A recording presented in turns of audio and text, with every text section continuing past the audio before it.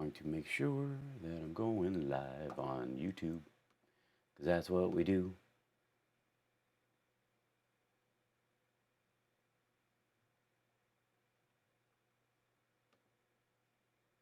Is it live? Good. We are. Okay, good.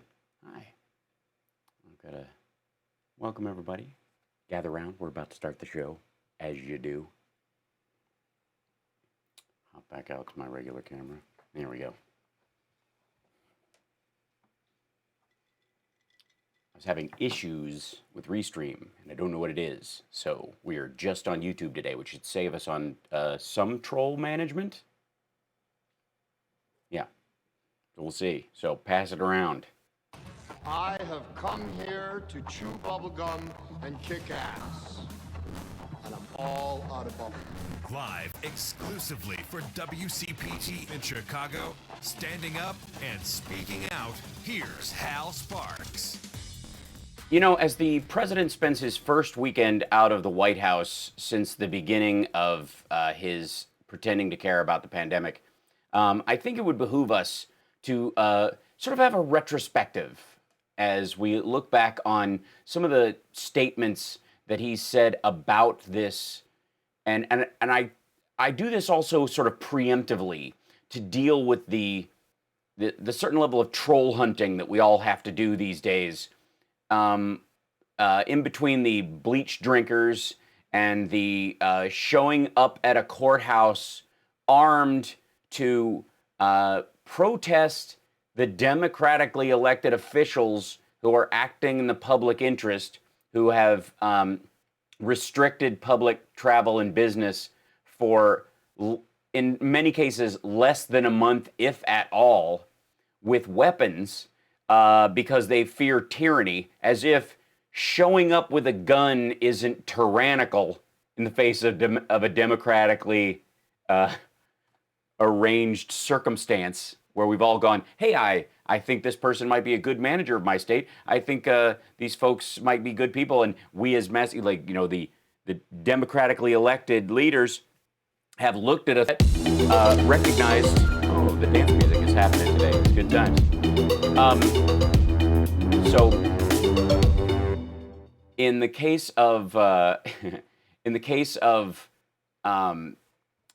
the democratically elected officials that we as a collective have decided should run our states, and you can differ with them, and there's nothing wrong with that, and certainly protest is valuable. But the idea of showing up to protest with a gun is effectively making yourself the tyrant. I think we can all agree, because if you're fearing, that the UN shock troops are coming with long guns to take your liberty away, and your response to that is to preemptively go outside and take everyone's liberty away by threatening them with guns or violence because they're trying to manage a crisis. Anyways, we've seen a bunch of that. And thank you, Al Vickery, for the Adopt a Derp Fund. It's incredibly important. Thank you, Billy, as well. Thanks, everybody in the chat room for joining me as well today. It's always such a joy to talk to you guys. I mean, I've been streaming every single day during this, and I will be going forward. Hi, Nat. And it's going to be basically like a 3 o'clock every day kind of thing, and we'll just kind of gather what the White House has been doing. But I notice that when we're talking about these things, as they are testing the waters to get the country back online and try to move us from essential businesses only to what is an essential business to non-essential businesses to just business. And let me be abundantly clear. There will be in America, beyond coronavirus, there will be handshakes and hugs again. There will be large crowd gatherings. Get that through your head. And if you don't believe me, go back to the footage that's available from the 20s, film footage that's available from the 20s, less than 6 months after the Spanish flu had finally subsided, and without any of the medical advances that we have in antiviral therapies, any of the medical advances in having ventilators or hospitalization or even cleanliness, less than 6 months after the final outbreak, what we view as the final outbreak of the Spanish flu, there were enormous gatherings of huge groups of people. Thank you, Eo. And the 60s happened after the Spanish flu. They happened after the tuberculosis epidemic, where hospitals were jam-packed with people during the tuberculosis epidemic, which they called the White Plague, interestingly enough, and I think it was largely due to the color of the phlegm. People who were caught, were coughing into rags on a train were rounded up and put in sanatoriums, and their highest level of treatment in some cases was just to put them out in the sun a couple of hours a day, hoping that sunlight was in fact the best disinfectant. If you'll recall, one of my claims to fame, besides, is the fact that I spent the night in a haunted sanatorium with Gary Busey.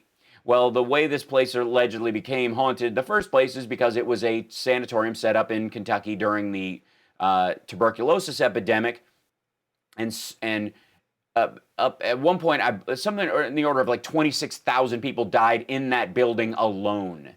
There were so many deaths, they had to build a tunnel out the back of the hospital because they wanted to hide the volume of bodies going out, because it caused the people who were in there, in the hospital, who saw the number of bodies being taken away out the front of the building, to jump off the roof.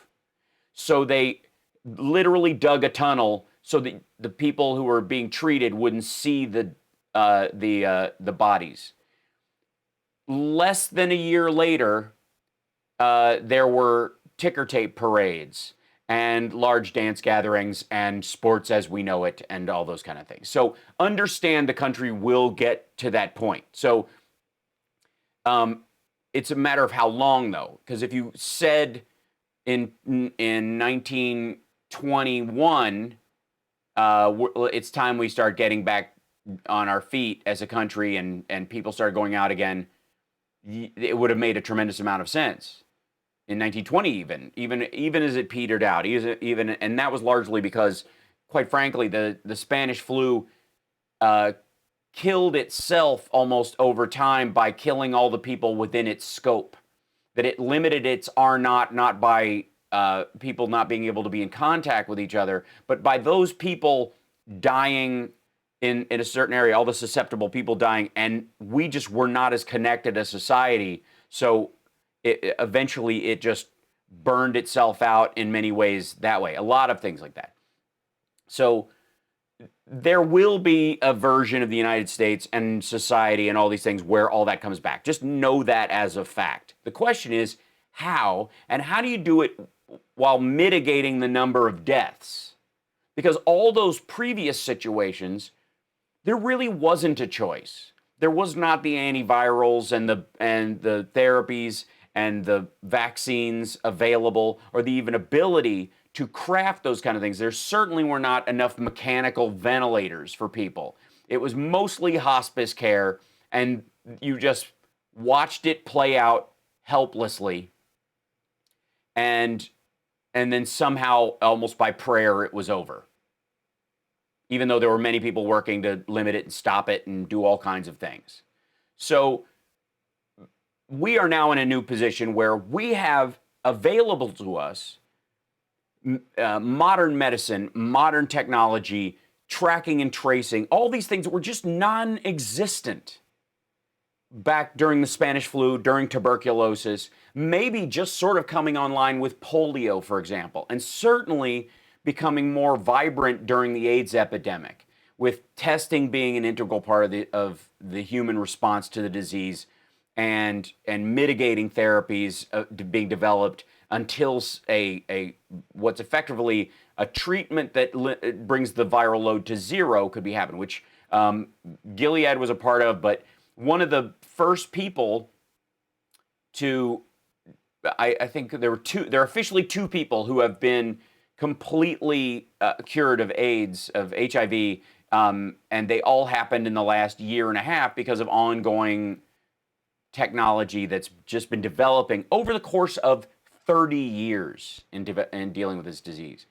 But the ability to inform the public, and and the storyline about you're not just sleeping with one person, you're sleeping with every person that they've slept with, and that public information move and the ability to reach everybody through cable news, which had just it reached its fore in the late 80s, early 90s, regular television and internet usage, those kind of things were simply not available. They were not there. And so when you had millions of deaths from those diseases, there really was no recourse. People were ignorant of the threat until it was upon them, and then they were dead. We do not live in that timescape. We live in a time where you have recourse, where you have the ability to inform the public and save lives through that information, that trace tracking, and those therapeutics, and all the medical technology we have to bring to bear. So using the metric of past epidemics to judge our current behavior is, first of all, lazy, but secondly, it lets us off the hook if we don't live up to the challenge of our time. And in many ways, the American people and the people of the world are. They really are. The ability to Netflix and chill as a lifestyle in many first world countries was non-existent during tuberculosis, non-existent during the Spanish flu, and certainly impossible during the Black Plague. Although I'm sure the Shakespeares of that time did some of their best writing at home. But point being is, we have the responsibility partly comes from something that people give you the charge to do. But the other main part of responsibility is that capability of response. We did not have 5 years ago, 10 years ago, certainly 20 years ago, and definitely not 100 years ago, the response ability that we have today. We did not. We didn't have food supply chains that could be protected. We did not have the mass transit, highways, all those things that are available to us. We take for granted now. The infrastructure is it Infrastructure Week? It's still Infrastructure Week. All those things that we take for granted were not available to us during the Spanish flu, weren't available to the people during the Black Plague, weren't available during the tuberculosis epidemic, and therefore the deaths from those things there were just mitigations that could not be done. They can be now. And when we don't, people die that need not die.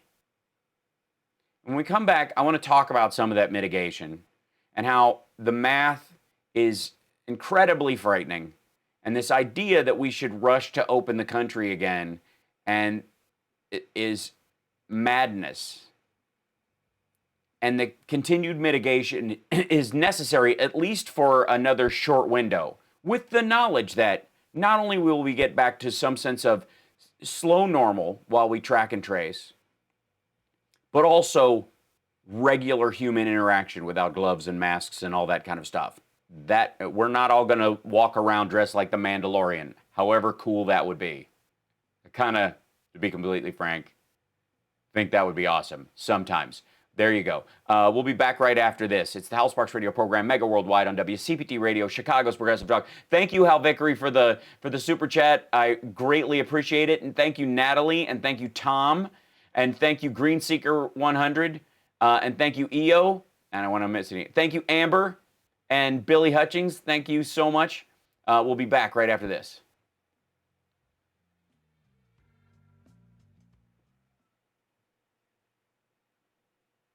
Yeah. Bob is on the line, Hal, for his check-in. Old Bob. Yay, that's good news. I like that was a really worrisome call last week.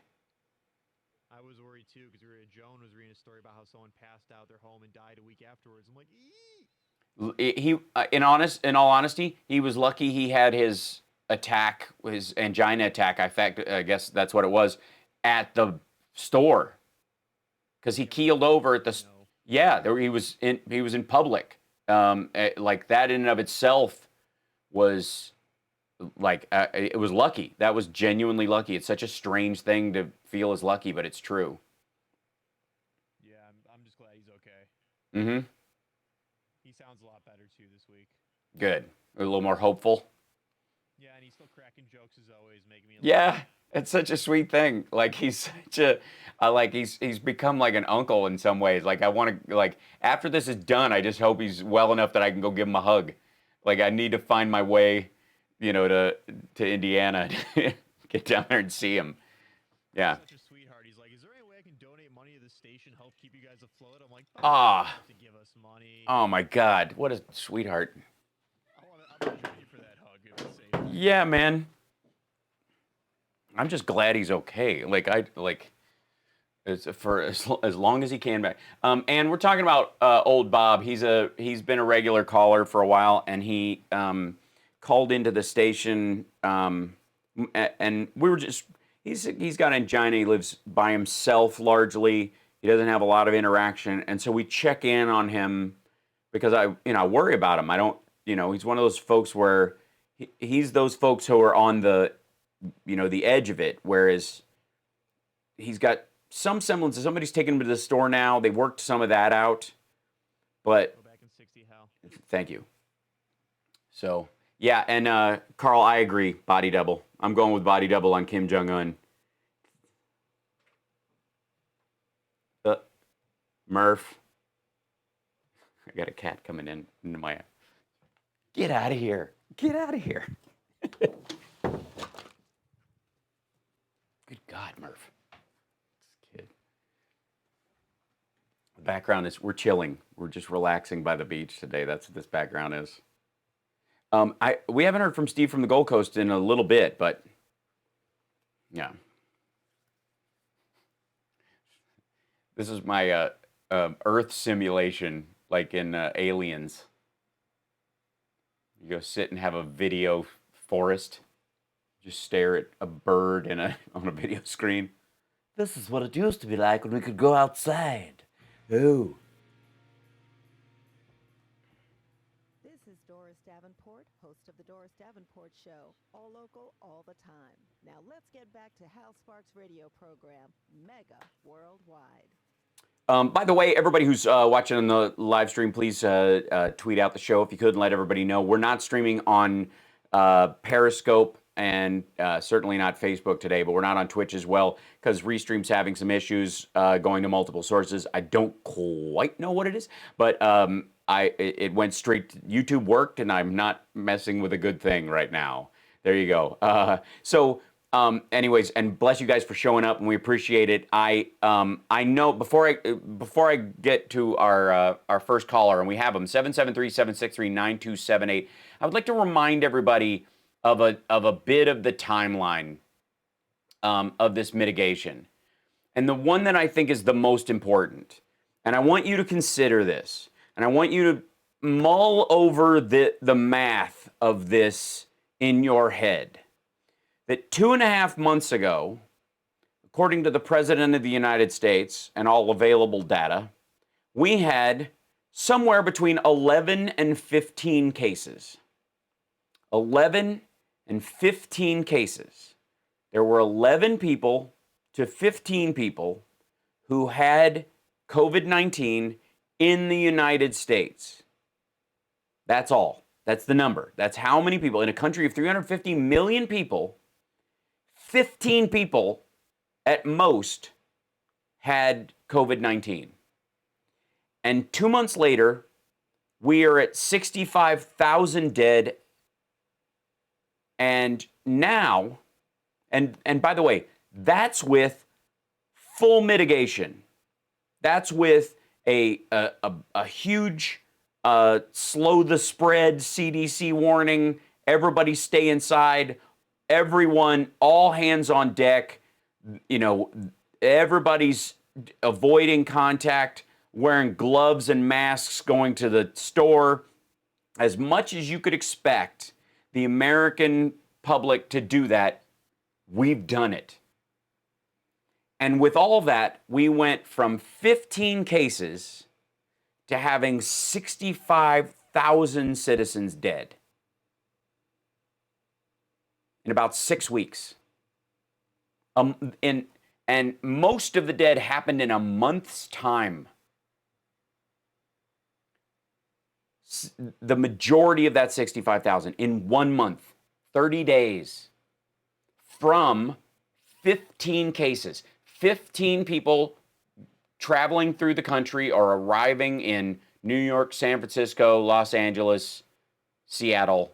And from those 15 cases, 65,000 people dead. Now I want you to, and that is with everybody staying home, schools being shut down, everything but non-essential business being, closed down. 30 million people effectively losing their jobs. That's with everything. And now, states and quite frankly, most of the country want to reopen right now. They wanted to do this days ago. They want to start opening right now and going back to normal with 1 million cases. If 15 cases led to 65,000 dead with full mitigation, what do 1 million cases with half mitigation lead to?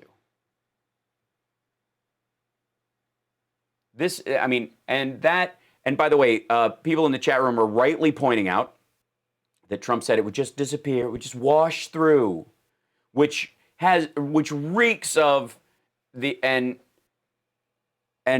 element of getting rid of the undesirables and then grinding to a halt.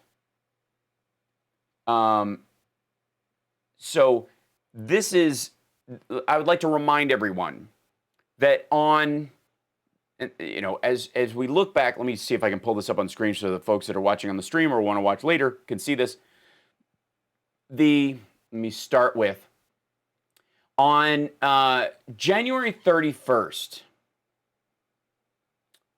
Secretary Azar declared a public health emergency for the United States. And this was part of the statement.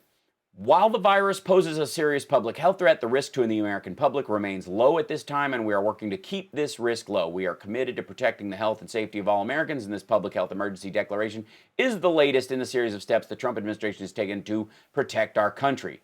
The emergency declaration gives state, tribal, and local health officials more flexibility to request that HHS authorize them to temporarily reassign state, local, and tribal personnel to respond to 2019 COVID NCOV if their salaries normally are funded in whole or part by the Public Health Service. It's just if you have to move around people to treat folks.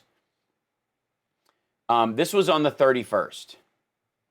It's a travel advisory that was put forth by the State Department. That happened on February 2nd. February 2nd, the State Department put out a travel advisory. Do not travel, avoid all international travel due to the global impact of COVID-19 to China. Not enforceable in any way. It was just a warning. It was a level 4, but it recognizes, curiously enough, that on January 23rd, the Department of State ordered the departure of all non-emergency U.S. personnel and their family members from Wuhan. January 29th, the State Department allowed for voluntary departure of non-emergency personnel, family members of U.S. government employees from China. This warning came for everybody else on February 2nd. Italy stopped travel from China January 30th, the day before Alex Azar declared a public health emergency, and Trump restricted travel entry into the U.S. from China. That came after Italy had done it, and Delta, United, and American Airlines had ceased flights from China and to China. They were I think American and United stopped flying people to China because they didn't want their staff to go there and come back. So this is yeah. So moving, and this is an interesting aspect of the Trump quote travel ban. And they, by the way, he calls it a ban. He loves to call it a ban because ban sounds like something serious. And what it was it restricts entry into the U.S. from China. Day after Italy did it, and we know how badly Italy was hit. They had 2 cases at the time. Moving to counter the spreading coronavirus outbreak, the Trump administration said Friday that it would bar entry by most foreign nationals who had recently visited China and put some American travelers under quarantine as it declared a rare public health emergency. Let me read that again. Would bar entry by most foreign nationals who had recently visited China and put some American travelers under a quarantine as it declared a rare public health emergency. The temporary restrictions followed, not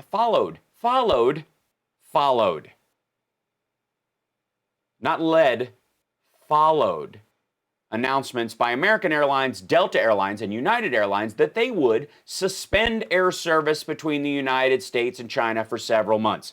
Italy shut down travel into Italy from China the day before, and American Airlines, Delta Airlines, and United Airlines all shut it down. And then Azar finally was able to convince Trump that it was time to do it. After the barn door was already closed, they decided to close the barn doors. The travel disruption sent shock through the stock market and rattled industry that depend on the flow of goods and people between the two companies. S&P 500, they go straight to the stock market. That's, that's the New York Times for you. That's New York. The government travel restrictions, which will take effect on Sunday evening, they weren't immediate.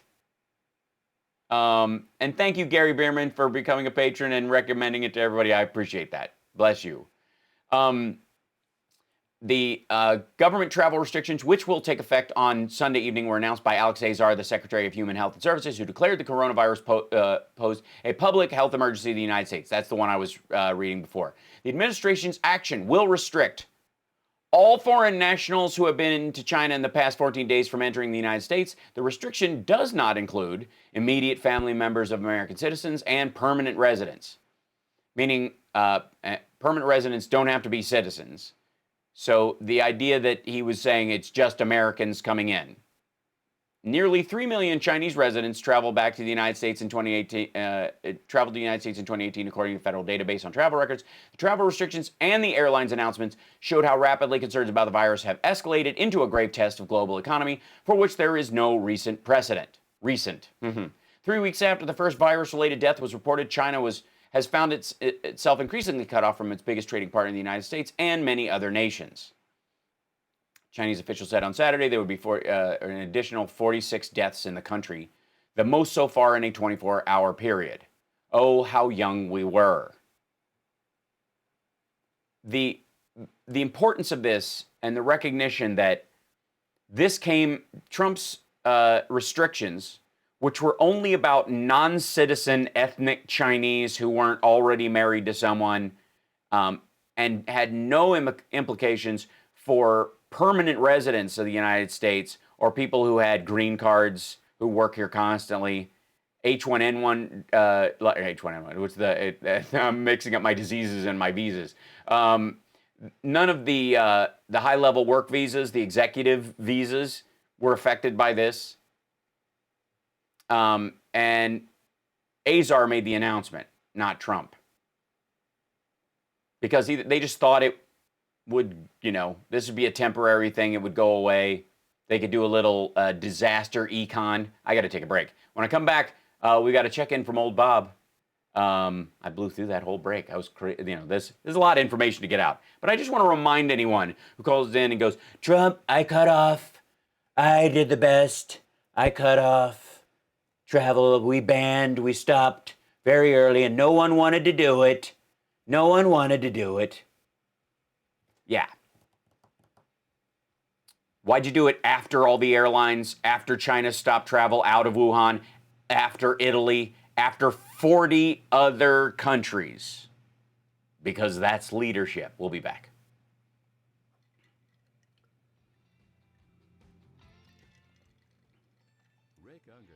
And you including old Bob, a total of 3 callers, Al.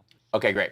There is not one Republican leader in this country who could muster the courage to say publicly that no, we really should not have supporters of white supremacism working in our nation's White House. Hi, everybody. Sorry, chat room. I was just blazing through all that detail. Oh, I'm getting commercials, by the way, Chicago. Thank you. No problem. Thanks. What I missed? Yes, those. Thank you again, and thank you, Benny Loco. We're doing our best. And good morning, Can't Stop Lying. Good to see you. Hey, Billy. Hey, Cosmic Rose. Hey, Hal Vickery. What's up, Prof? Hi, Connie Kelly. What's up, Maria? Good to see you. Amos, you have wonky internet today. There's a lot of that going around. Can you please turn up the audio on CPT? I would. Yes. I turned it down because. I will when the callers come, because I had turned it down because my sound effects were going through there and it was playing super loud. Yeah. I think it's because those two are related. Let me see. Does that sound? There you go. That's much better. There you go. We have not heard from Ike. We didn't hear from him last week, but we're hopefully will. Ike, if you're watching or in the chat or on the internet, say hi to the chat so they know you're sound off. Good morning, Carl. Hi. Rocky Mountain Mike, good to see you. Richard, hello. Hi, Amy. We do not need more cats currently, by the way, Amy. Thank you, Amos. It's going good. We're holding it together. Thank you for the super chat, for the sticker. How's it going, man? All right. Yeah, I turned Chicago really down because it was because the alerts thing was super loud. I gotta figure out how to fix that. Oh, and is this the wrong kind? Yeah, that's the wrong kind. There we go. I cannot keep that green screen up very long without something in it, because that's just a recipe for disaster. People will just, hello, I'm moving in on you. Yeah, we're here every Saturday, 9 to 11 Pacific time, doing the radio show. I will be twitching later, for sure. And yeah, so that's later on today. I got to figure out a regular Twitch time too, so I know what my schedule is. I got to start proing this up a little bit. We have 17 cats. Yes, we're sure. We have the 3 in the house and then like 5 in the back. We're all gathered by the house stream. Yes, this is a welcome collective. This is so fun. Back in 60. Thank you. I would call in, but my wife is on Zoom, and we only get 3 megabytes for $170 a month. Oh my God, Gary. That's why Johnny's not with us, because his wife has to do a big business meeting today, and they need all the internet for it. The bandwidth issue, if anything, this is going to, force the world into huge broadband upgrades. I watched the live stream before. I'm so happy I stopped by. Well, hi, Owls. Well, welcome. Welcome to this, yes. Are we to the lentils yet? Guys. Young ones, anyone? Yeah? All right. I'll sign in Chicago said yesterday, give me liberty or give me COVID-19. I mean, honestly, there's so many of those people. Yeah, I think it's important, Can't Stop Lying, just so I can keep track of my life. I think anything that happens during Chuck Todd, I think is a good time. This is Tom Hartman, and you're listening to the Hal Sparks radio program, Mega Worldwide on Chicago's Progressive Talk, WCPT. We've got some callers on the line, but none more important than our weekly check-in from Old Bob. I hear he is with us. Is he with us? Old Bob, yay! How are you, sir? How was your week? So anyway, I'm just ducky, my lad, just ducky. But enough Good. about me. How are you and young Johnny doing? We're doing all right. He's not here today because his wife needed the entire internet for work. So he doesn't have any bandwidth to spare to join us on the show, which is a malady that is going around rather. I'm doing pretty good. You know, I miss my kid because we're separated during this whole thing, and I can't see him until the lockdown is lifted to some degree. So I'm weathering that storm emotionally as best I can. And we had a Queer as Folk reunion on the internet yesterday that was quite tearful and lovely. So that was, you know, there's some stuff, you know. But I appreciate you asking. That's very sweet of you. Yeah.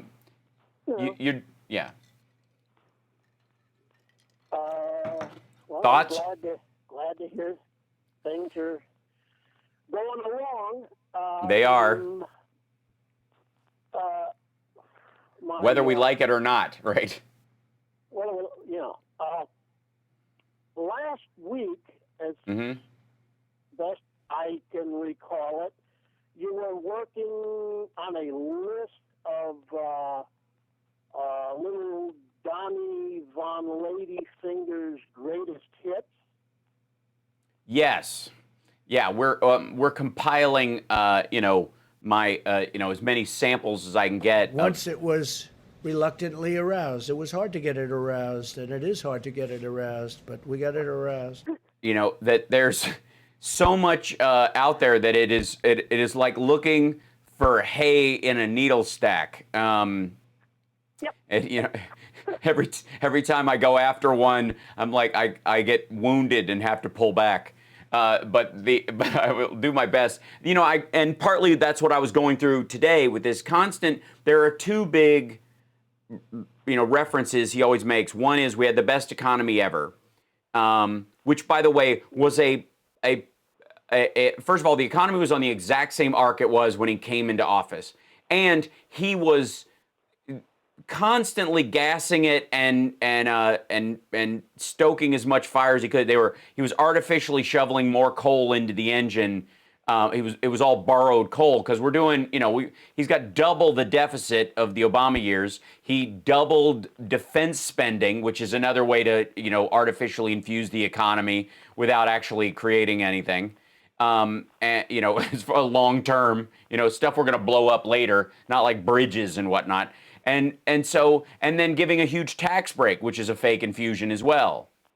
So doing all those things, he still was on the exact same arc that when he came into office. So that is the hard part in dealing with, you know, with the volume of stuff that we're dealing with. So I went back into that, and then I also want to go back into this whole idea that he banned travel, and if he hadn't done it, and then the other one is we would have had 2 million deaths if we hadn't done anything.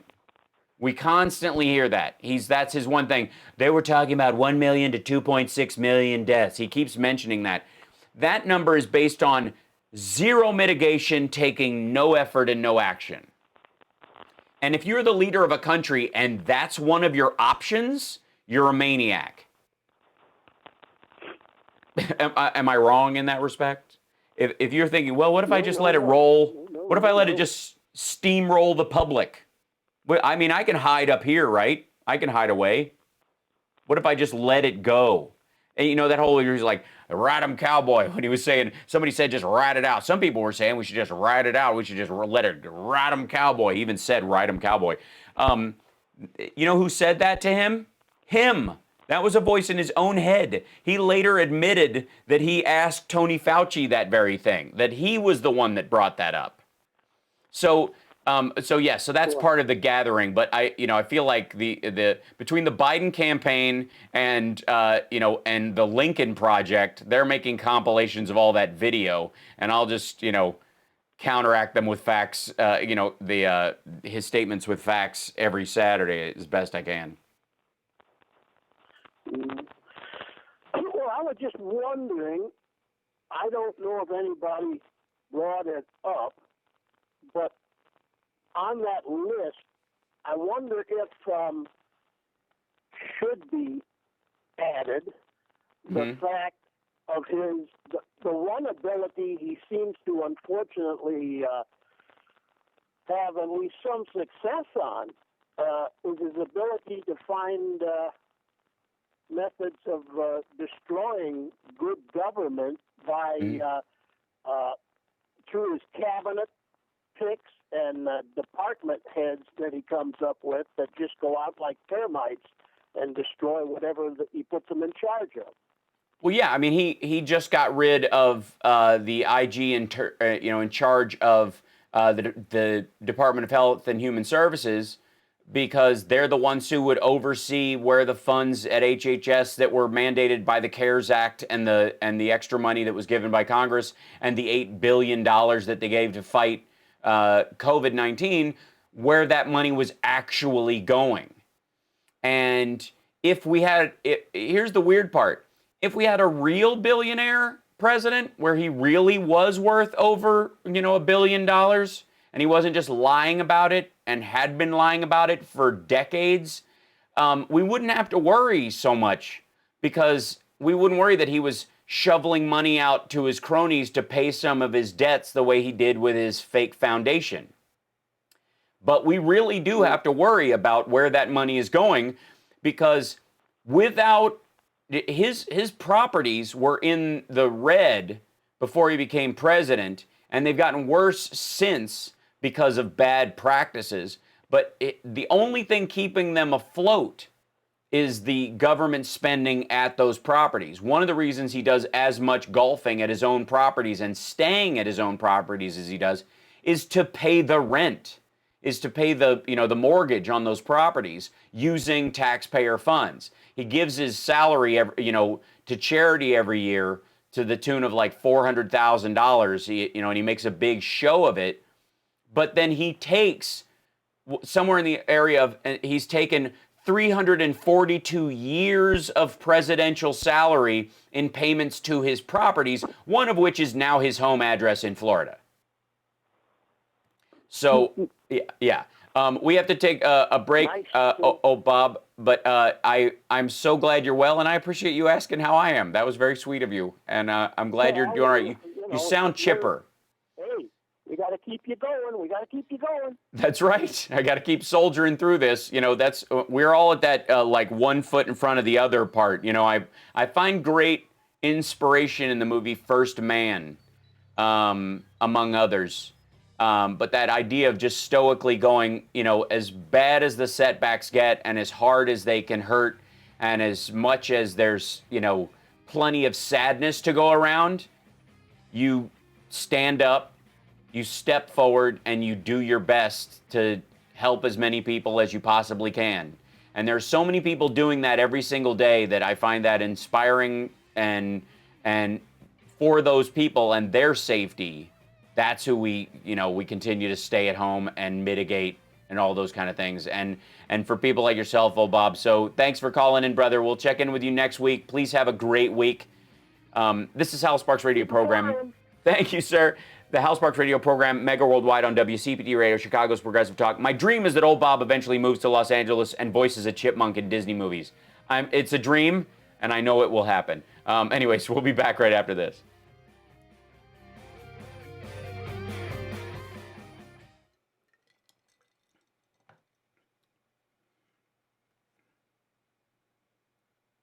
Yeah. Best part of Marsha was a fake audience. Did he have a fake audience? How's Trump blocking Fauci's testimony? He doesn't work for Trump. Yeah, they can mitigate some of where on the people on the task force can go, because he's officially. That's one of the reasons why they moved some people into the task force, is because they can. Under the unifying message of the task force, they can stop people from going almost anywhere. So they stopped him from, and thank you, Benny Loco. And you're absolutely right. By the way, I love that these can now show up on the thing. And I love your icon. That's so great. Look at that. We finally got it working. Again. Hold on, I have to stretch this down so it fits on screen. There we go. Contributing to others making a difference is the only thing that conquers misery and sadness. Absolutely. You just get up, start moving forward. Every time you can't, you just prove you can. And eventually, before you know it, you're walking. And that's how it has to work. Back in 60 with 2 callers. Excellent. Okay, I'll take those guys in this next segment. Hey, Shellbell. Hey, Tom. Say what? Richard Custer. Patreons assemble. I'd love to hear what Brian Cox thinks about the current affairs. Are we talking about the same Brian Cox from Beverly Hills Cop? Or is that, am I mixing up my, yeah. These things are great, but they tickle my ears.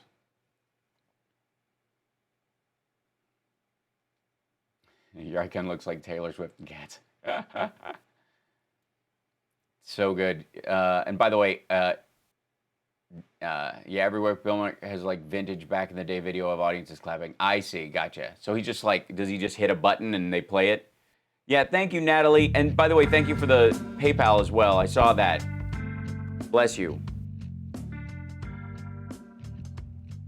My prom pic. Worldwide. Well, all right. Welcome back. So we have a couple callers on the line. Let's. Who do we have first, Evan? First, we got David out in Miami Beach. Excellent. David in Miami Beach. Hey, David. Welcome. Greetings, program, because we're all virtual these days. Yes, exactly. Yeah, Miami-ish, right. As far as we know. Right, North Miami Beach, yeah. Which has no beach, which is perfect. Yeah, wow. So many things to think of. But is there a way we could medically check that candidates get a proven ability to plan, that their frontal lobe is working, unlike Trump and W? Would that be possible? You know, people have been talking a lot of about, you know, cognitive tests. The irony is that that's the slippery slope to you know, literacy tests for voting as individuals. Yeah, so everybody's on the same, right. You know, so the people who run and the people who vote, because it's America, have to be on the same level, you know, and that's the, you know, that's right. that, and they always hide behind that fact or whatever. I do think it's kind of interesting right. that you know, Trump's plan for reopening and how to do it and all the stuff about what the testing metrics should be for phase 1, which he can't understand that phase 1 starts after right. 14 days, not at the top of 14 days. Like, he thinks, like, of course not. Yeah, it starts now, is based on, you know, the 14 days, then phase 1, 14 days, then phase 2, 14 days, then phase 3. He thinks is phase 1, then 14 days, like, He gets it backwards, but because that plan came. A basic calendar. No, he cannot, and he doesn't. Well, he doesn't want to. I think it's more than just inability. Right. Is that he's just stubbornly. You know, he needs the puffed up economy because it's really his only sales point. And he stole his plan for reopening from Biden's op-ed and the group that Biden put back together from the team that Trump fired, and Gavin Newsom, and they were both in coordination. And ironically, if he had reacted in any sane way back on January 7th, we might have had churches open by Easter. Maybe we would have had a shot. Yeah, but he didn't want to slow the economy down. That the same reason he wants to open it too fast is the same reason he closed it too late. And that will be forever, if Trump is reelected, his measuring point for the safety of the American people. So whatever the next threat is, Yellowstone erupting, asteroid, like if it hurts the economy to worry about it, he's going to let it slide so long that it will cost lives, because that's his metric. Because he moves the goalposts. Yes, right. that's what means. Well, I have a boring correction for you. Okay. Your boring correction, there was such a thing as Netflix and chill. It's called My Library Was Dukedom Enough. That's true. That's true. There was a stay on the porch and read a book and just wave as the town goes by. Right. There was also. Or at least hide out in your library where you won't find Trump or W. Exactly. That's right. Yeah. We did have everybody. We did have old versions of stuff even when we had video cassettes to watch. You know, there was an element of like, just stay in and watch tapes of life before. And which, by the way, I think you're right about to some degree during the AIDS crisis, that some people receded, and it's still with us as a scar, that some of our receding in life, our fear of touch, are, the growth towards what now constitutes, inappropriate behavior is seeded somehow in our read of the stranger danger aspect of the contagion of another human being due to the AIDS crisis. That there are generations now, we're 3 generations in, of people being born during that time, and we view even people we like with a certain level of fear and skepticism because of the scars of that. And so there is something that may carry from this, going forward, that we, how we view other people. Will all be wearing white gloves. Yeah, well, where do you think that came from, right? Creeping out of Africa. That's right. Well, we all phased through that. White gloves were, there were white glove periods, and then everybody went, this is too much. And by the way, those white gloves ended up holding on to as much contagion as they protected you from over time. They're certainly they're good for certain things and bad for others. So, as long as you can afford to wash them. If you're poor or on the edge or a worker and you don't, that's why they went strictly to leather gloves after that transition in humanity. You could probably, it's interesting you brought it up, you could probably trace humanity's record of dealing with epidemics and contagion by the material used for gloves over time, and then the rescindance back to not using them at all.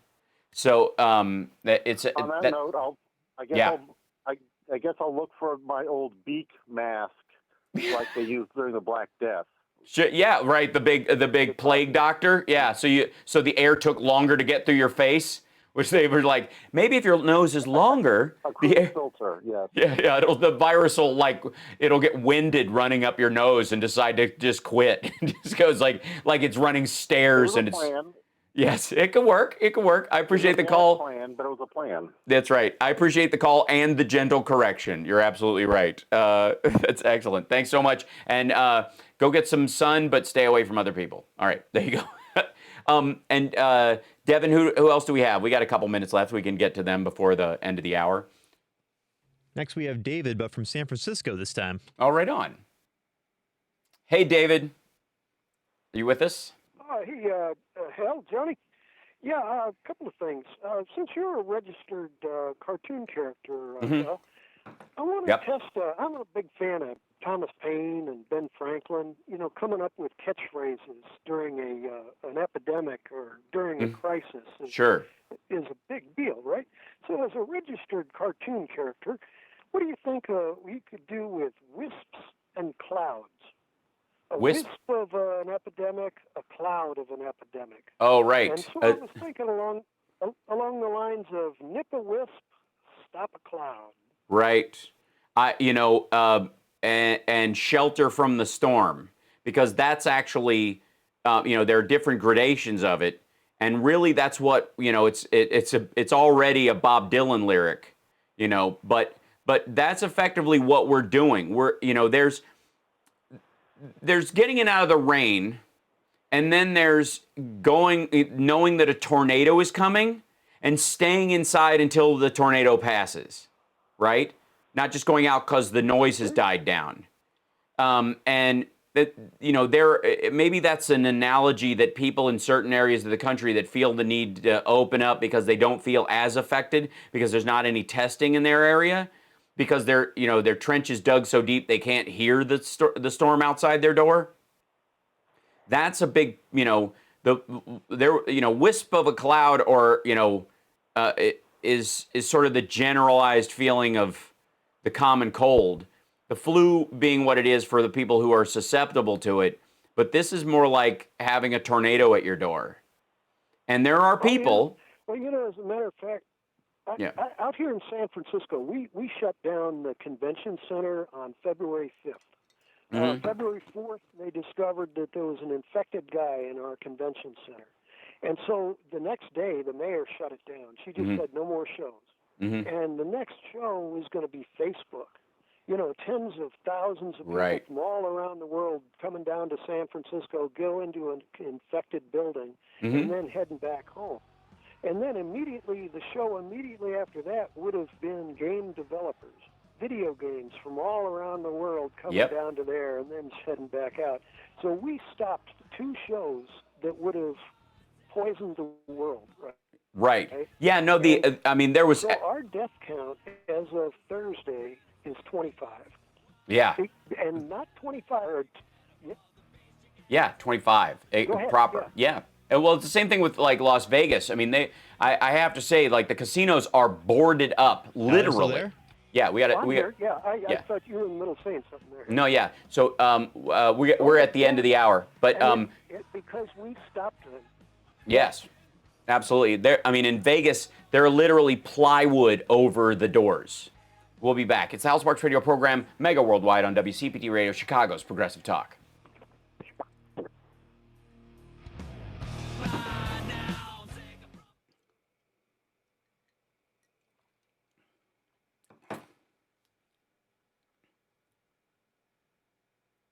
All right. So, did they base the show on Breaking Bad from you? Right.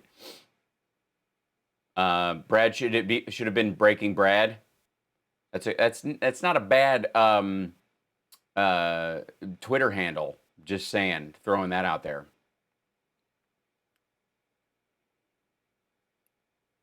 I got my regular allotted shopping day, 10-day intervals right now, which is Monday morning.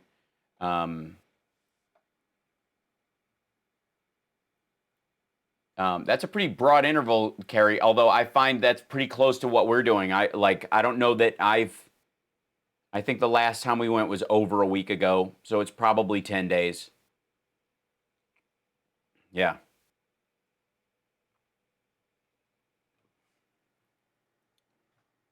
Yes, there's an actor named Brian Cox. Yeah, who was in RoboCop and Beverly Hills Cop. A lot of movies with the word cop in them. How did you read my super chat? Oh, I didn't see it, Brad. It zipped by while I was talking to them. I beg your pardon. Hold on, let me slip by. There you go. There's Benny Loco. Bless you. I have to open up this. Let me open up Studio. There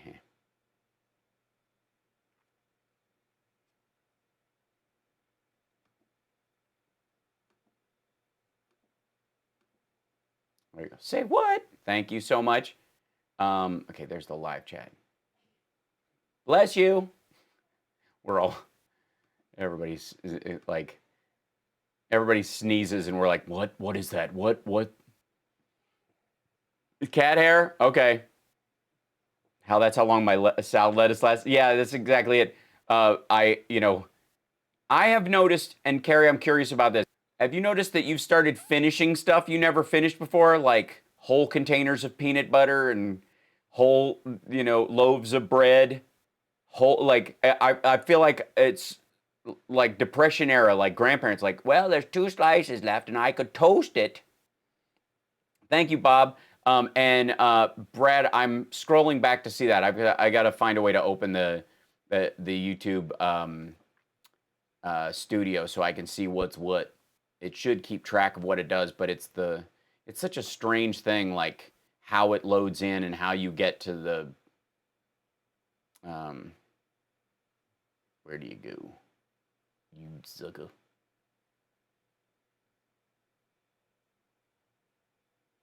I want to go. I need to go to the. I don't understand why it doesn't just open up to the bloody hell. Where is it?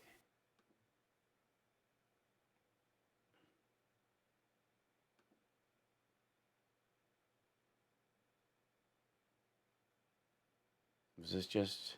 Yeah, there it is. Brad, to add steel pan music to the beach. Oh, thank you. Yeah. Sorry, and I put bricks up, so I should have put the beach back up. I just switched. Here you go. Whatever. I don't have. Sadly I don't have. This is the best I can do. It doesn't quite qualify. Anybody? Let's see. Anybody know what movie this quote comes from? Did you hear that? Yeah. What's a dick for? What's a dick for? To pee with. Anybody? You guys have to know.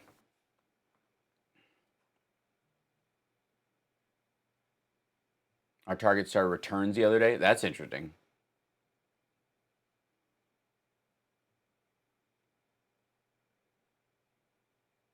Ronnie Cox, that's who we're thinking of. Yep.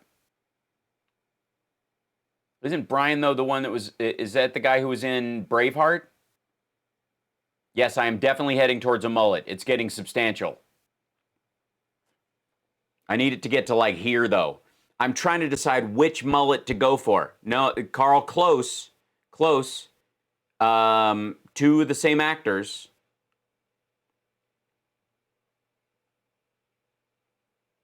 Oh, somebody tried to type too fast and almost got it out. Edward, you almost got it out. Edward, yeah, I think, was the first one to get it. Oh, you choose. Okay, thank you. Let's see if I can get this back up then.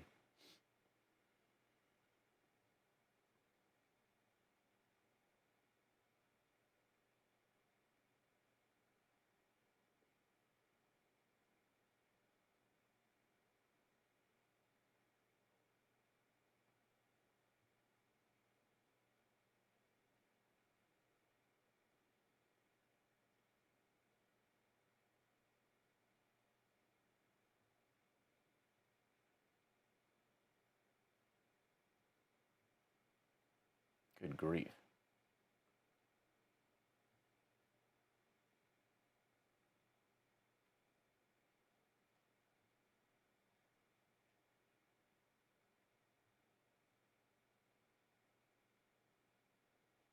Hold on. You're listening to the Hal Sparks radio program, Mega Worldwide. Thanks, Leonard. Walk out of me before, but not when it's being so charming. Video streaming at halsparks.com. I don't care for you if a petri sludge you're troweling out. Bust face little pimp stick. True progressive talk. Might be a good time for you guys to give up. So if there's any indication of what ending early mitigation or plans to end early mitigation look like, I think India is a good example. As India was set to ease its restrictions as of Friday, it reported that day its highest single-day increase in cases. The country's recorded 37,000 infections, which, by the way, and more than 1,100 deaths from coronavirus. In a country of 1.3 billion people, that is simply the tracked number in some of the larger areas. God knows what it is in the outlying territories. Once you get above, I would argue, once you get anywhere near our number as far as public volume, when you're talking about 400 million people and above, there's a drop off in your tracking and ability to deal with the humans in your country. It is an unmanageable amount of humans. There is an argument that China only manages because it is a loosely knit group of 5 small countries, almost like an EU of Chinese provinces. Same thing with India. And the volume of, we're talking 1.3 billion people. Are you really managing that 0.3 part? Are you really? And is that and are your numbers indicative of the reality? And they had a nationwide lockdown that they, quote, have stringently enforced. Again, I don't know how you stringently enforce in a country of 1.3 billion people with large sections of the country that are impoverished. What does that lockdown look like? Do you even have the ability to manage the people in there? Yeah, and at this point, the United States, as ugly as our numbers are, and they are ugly, the numbers that we're looking at, and if I use a site called Worldometer, and it's you've seen it used multiple times, but it tracks the deaths and the cases, total deaths, new cases. We are measuring a lot more than other countries. So we are seeing a lot more of our cases than a lot of what would arguably be regarded as second and third world countries. We are not measuring the same as other first world countries. And the other first world countries that are testing less than we are more targeted in their testing, have a more effective track and trace level in their country. South Korea specifically. So in, currently the United States, the number is at 66,406 Americans have died. And these are ones that we are assigning to corona. These are not people that have been found at home yet. These are not the ancillary part. These are not the people in unverified deaths in senior care facilities and hospices and other people who've, died of comorbidities linked to this. These are the ones we know of. In a month's time, in 6 weeks effectively, because this arc has skyrocketed during that time. And at this rate, we were 2 days ago at 1 million confirmed cases. We are now at 1.1 million confirmed cases. We are still on a logarithmical arc going upwards. And it's incredibly frightening. And this idea that Trump is regarding the states that are going to open as somehow more talented or better managed, the same way that he relates to, in talking about McConnell's idea that we shouldn't help the states that were hit hardest by it because they just weren't run as well, as opposed to them just being highly populous and the center of the economy, like New York, California, and Seattle in the modern era. And the fact that these, the blue states are paying for the red states. That, Mitch McConnell's state takes more in federal funds than it gives. New York gives more in federal funds than it takes. And has for decades.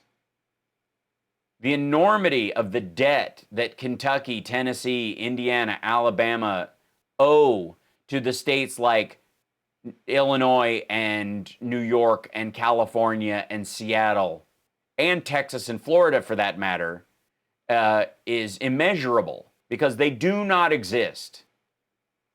There's so many red states that are effectively failed states without the federal support that they get all the time. This is very much like the fossil fuel industry.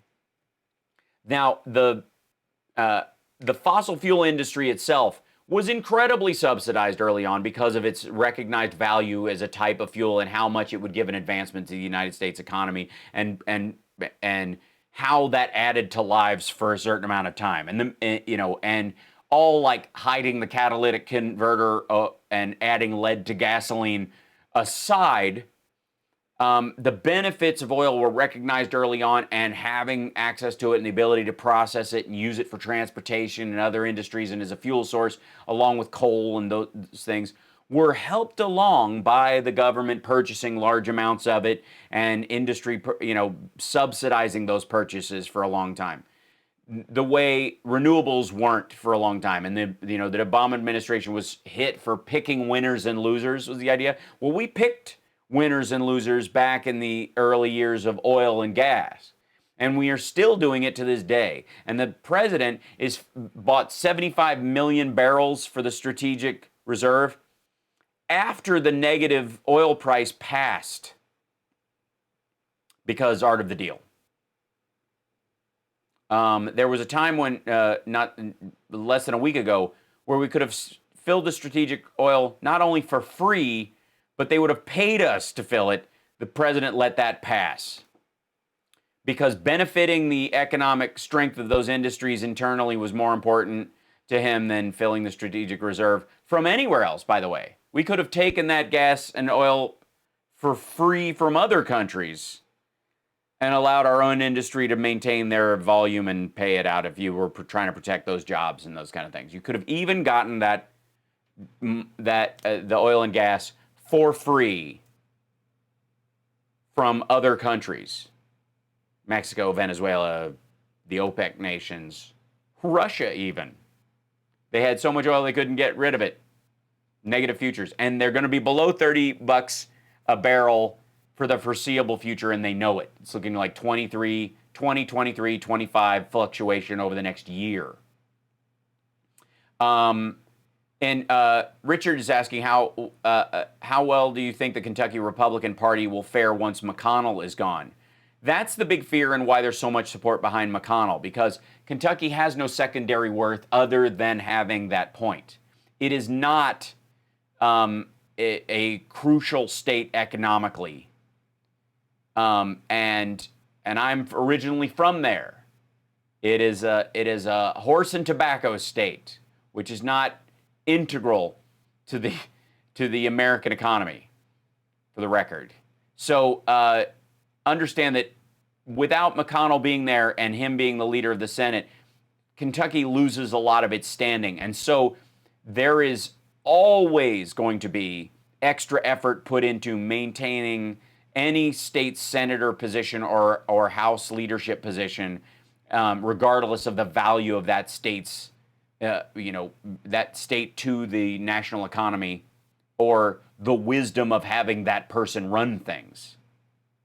We got to take a break. We'll be back right after this. It's the House Sparks Radio program, Mega Worldwide, on WCPT Radio, Chicago's Progressive Talk. WCPT820.com is the website. You can listen to all your favorite liberal and progressive talkers there all throughout the week. It's and happy anniversary, WCPT, by the way. I'm also available as a podcast on the Sexy Liberal Podcasting Network, which is the House Sparks Radio podcast, Mega Worldwide. It's a truncated version. It's cut down. It's cut down a little bit, so you don't have to hear all my extraneous questions about whether or not I'm playing clips from Spies Like Us or Fletch. Moon River. We'll be back right after this.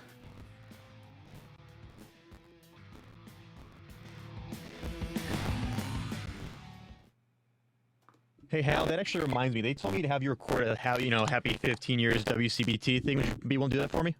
Yes, absolutely. Let me know. Do you want to do it during the break? Do you want to do it during this break, or? I can do it right now. You're going to get a slight echo, though. Is that going to be okay with you? Well, how about I'll just record it and send it to you. I'll just email it to you. I'll do even better. My own little thing. Yeah. Perfect. Thank you. Okay. Yeah, absolutely.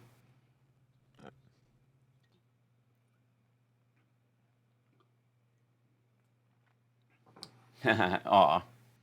You're awesome, Benny Loco. Thank you so much.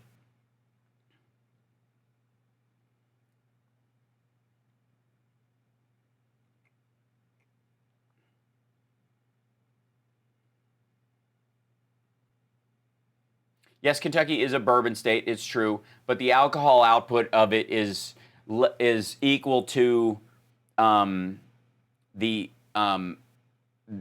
a couple of businesses run out of the state, not as a massive industry, like statewide industry, if that makes sense, John. Not like the tobacco industry was. There's some coal as well, but West Virginia takes most of that because West Virginia drinks Kentucky's milkshake from a coal standpoint.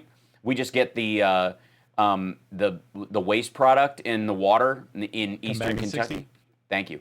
Eastern Kentucky, one of the reasons why you have Appalachia and the inbreeding and the mental illness and the drug use and all that kind of stuff. Let's see that the figurine. Oh yeah, this is. I was holding up. This is Tack from Tack and the Power of Juju. That's my Nickelodeon series. That's why the guy was saying you're as a cartoon character. So that's him. We gotta hold these. Yeah. So. Yeah, that's why Amy McGrath, you'll be seeing ads from her nationwide. Because that is that's about, control of the Senate. That's about, shifting around, that lock. Pete's Mill has about 45 people in it. It's not very big. But the school, the elementary school services This is Ron Calgary. towns around This it. is Robbie Earhart. And you're listening to the Hal Sparks radio program, Mega Worldwide. So in the New York area, over the recent little bit. And thank you, Rob Glenn. Appreciate it. We got 400 people in the chat today, over 400. We got 245 patrons, 12,100 subs. We're growing. We're the little show that could. We're chugging right along, and thanks for reminding everybody, Rob. By the way, thanks to Rob, we have a special gift going out to our longtime patrons. So I'm mailing those out this week. We're finally back to being able to send out mail again, and in support of the Postal Service, everything is going to be going regular mail. But that's going to be going out to you guys very soon. I finally found what I think, Rob, is a delivery system that will make it look nice. So that took a little longer to get that stuff. So anyways, in the New York area, there were 299 new deaths in the last 24 hours. That's half of what the number was maybe 2 weeks ago. That number is continuing to go down. This is because New York, by the way, this is New York giving their numbers over the weekend. New York has continuously provided their numbers every day, including Saturday and Sunday. A bunch of them are going, are waiting till Monday. So you get this big spike every Monday. New York has tried to mitigate the bad news of Monday and the artificial relaxation of Saturday and Sunday by continually updating that, which is, thank you, Rob, that allow it to, I think it's important insofar as people's expectations are tested during this time. Because, everybody gets it. That, when Trump says, we want to get our country back, everybody wants to get their, yeah, and I want to be a foot taller. So what? If I go and have surgery to do it, I will die. My legs will not work and my organs will be stretched. It's dumb. You have to do what is rational in regard to what you want in life. Otherwise, and Trump has basically created what is effectively the monkey's paw presidency, where these awful wishes where he doesn't care about what the backside of that wish is. So New Jersey, Massachusetts, Illinois, not posting their numbers until, from Friday to Monday. And it creates this kind of stack. New York has, while their numbers have been terrible, has been continuously doing it. And so their data, as you've watched it arc down, have, with mitigation. And again, New York is locked down on a massive scale. And yet people want to, move back to fully opening. And we have these quote unquote protests, by the way, of 200, 100 people, 50 people, even, 300 people at a protest are, and I'm sorry to say this to all of you who love in-person protesting, a minuscule number in terms of the electorate, and do not represent a large enough sampling of the greater electorate, because even across party, Republican, Democrat, and Independent, we're at like between 80, depending on which poll you're looking at, 81 to 90% of the American populace agree that like stay-at-home orders are a good thing and that mitigation is working and that we should continue it for the foreseeable future, because there is no difference between where we were 2 months ago as far as our availability of vaccines and therapeutics.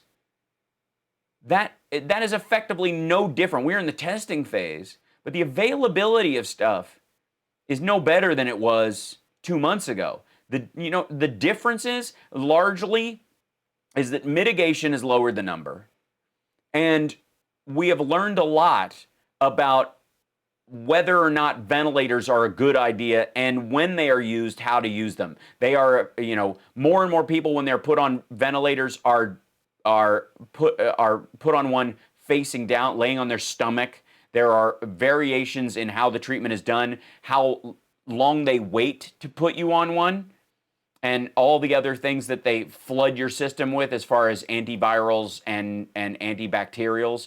And they're using all kinds of like arthritis medicine, which is what remdesivir, or as the president likes to call it, remdesivir, is used for, to stop the cytokine storm, where your body, in attempting to stop this virus from replicating at the rate that it's doing, your body overwhelms itself and you are effectively wiped out by this cytokine storm.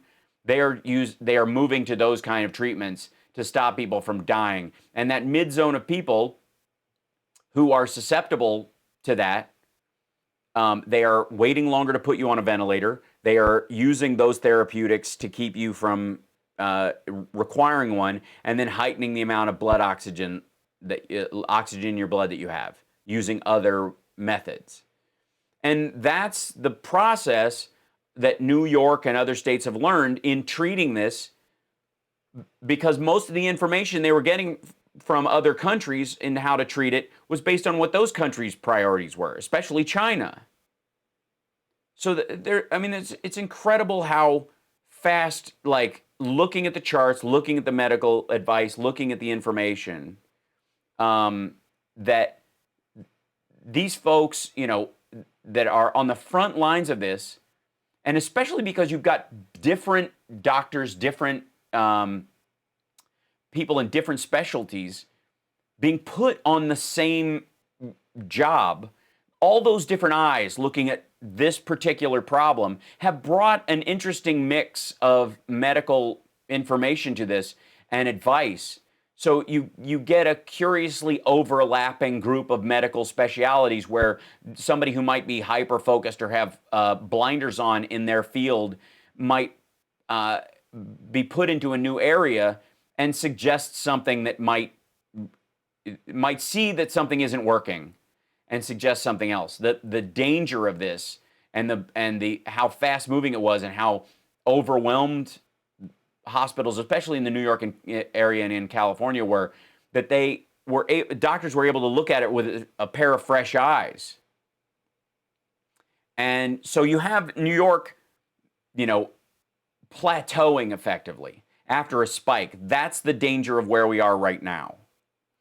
And all the tests that Trump is taking credit for are largely happening in the New York area, the 6-state group that that they put together: New York, Connecticut, New Jersey, Massachusetts, and New England, and I think that spreads up into some of Vermont and the like. Although Vermont has a big spike, that they've grouped together and taken care of their own testing. And when Trump is while he's out of one side of his mouth taking credit for all the testing that's going on the other side of his mouth he's going, it's the state's responsibility to do all the testing. That's not our job.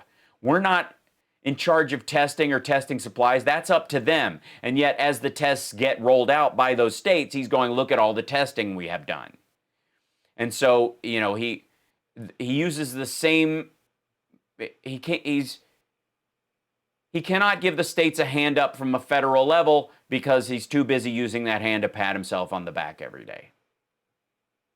And over the last week, he has, after suggesting people, that people at HHS and the NIH look at injecting disinfectant into the lungs because this disease does a, quote, job on the lungs. Since you can disinfect rails with Lysol, why not look at injecting it into the body?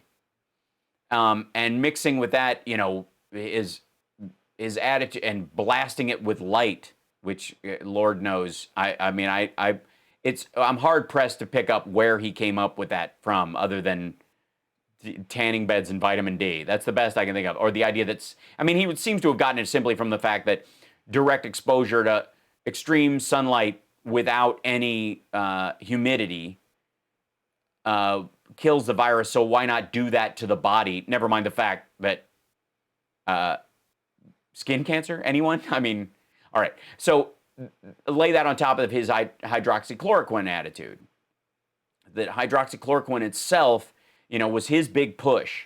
And he, this week, had a meeting yesterday with the head of Gilead about the fact that remdesivir, which is a rheumatoid arthritis drug, which has been shown to quiet the cytokine storm, which is effectively what they've been using these drugs for, and they used it in where was it? Oh yeah, South Korea, where they discovered its effectiveness, has just passed a clinical study that shows that it's effective in doing this. And Fauci,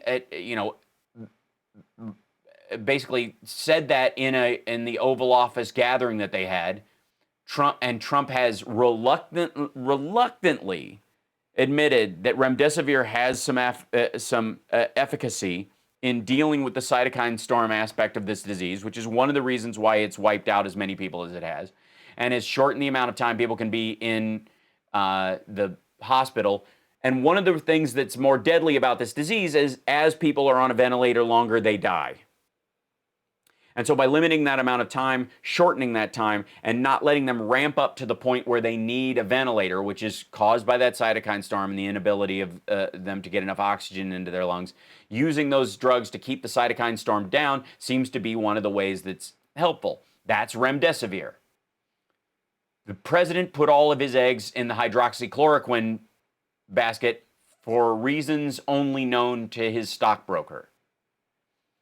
And because Fauci called out remdesivir, and it is showing some signs of efficacy for that thing, keeping people from spiraling downward, Trump had Gilead in there to talk about it. They're doing 1.5 million doses that they're going to be using because effectively the FDA has rolled back the limitations on testing so they can speed up the usage of it.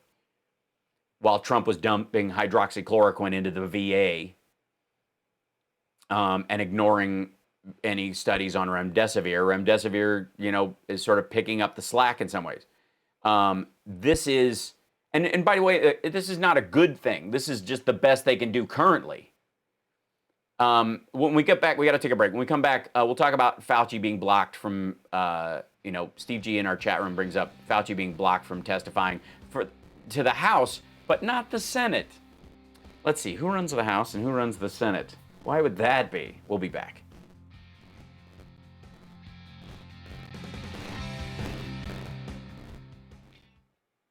You got 3 callers, Sal. Okay, excellent. Thank you. You're welcome. Yeah. Thank you, Benny Logo. Yes, do not listen to the Orange Tyrant. You are wise beyond measure.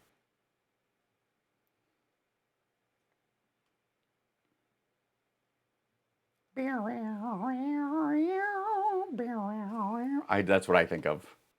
Aloha Oi. Or maybe the opening of Magnum PI. But I'm bittersweet about that show because I loved it, but I can't grow a big enough mustache.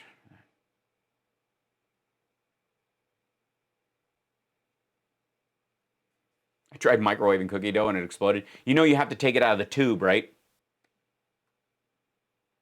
Has anyone seen the Fauci as Brad Pitt portrayed him on SNL? Donnie was so jealous. Yeah, that was actually hilarious. And it was great, and it was interesting at the end. Pitt's segment was the best part of that whole show, actually. Yeah, that's a great idea. Can't stop lying. Just aim at your head and Hal, did you shut off the restream input in the time? Yes, I did, Carl. Only because I'm going straight to YouTube right now. I was multi-sourcing it out, but the issue that I have was, never mind the fact that it's nice to get the people on the rest of the audience from the other sources, but Restream was having an issue with their throughput, and so the screen was going black. That's what that blackout part was, when the screen went black a couple times. It's because I was bouncing through there. So I just decided to go straight to YouTube today for the radio show, as we normally do, and then I'm going to try and do a test and see what the issue is, if it's the software, whatever. I'm always putting out fires, you know me. But yeah.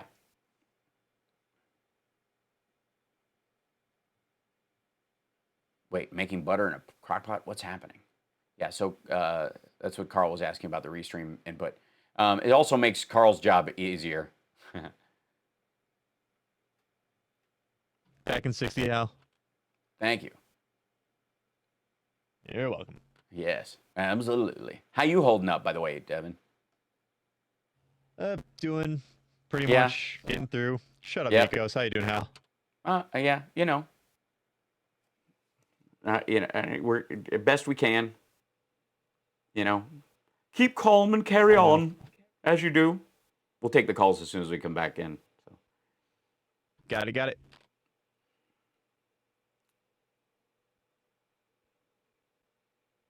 Now Terry Reid is saying she didn't file an official complaint in the Senate on sexual assault after it calls for National Archives to release a complaint. She said she filed against him. Yeah, I mean that's the issue. Like, these are the kind of things that agreed, Rob.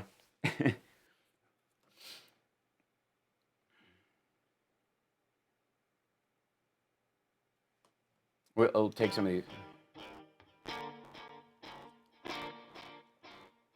I'm Dick Kay from Back on the Beat, and here is the Mega Worldwide Radio Program with Hal Sparks. So the story came out that the Trump team is blocking Anthony Fauci from testifying before a congressional committee, but only the House. The Senate, they're fine with. Now, they were going to block both because only the House had asked. And by the way, the House is not in session. They were going to people back in just for a special committee meeting on this. The House Appropriations Committee was going to bring in Fauci and go, hey, where's this money being spent? And is it being spent well? We gave you $8 billion to fight coronavirus. Is that where the money's going? And suddenly Trump is like, no, he's not talking to anybody. And then the Senate's going to come in and they feel like they've got the pushback guys and they can, and since McConnell's in charge of that whole system, they can just bring them in. And I don't get the point of like, it's not safe to bring in, the House committee. That's not a good idea, but the Senate is fine. I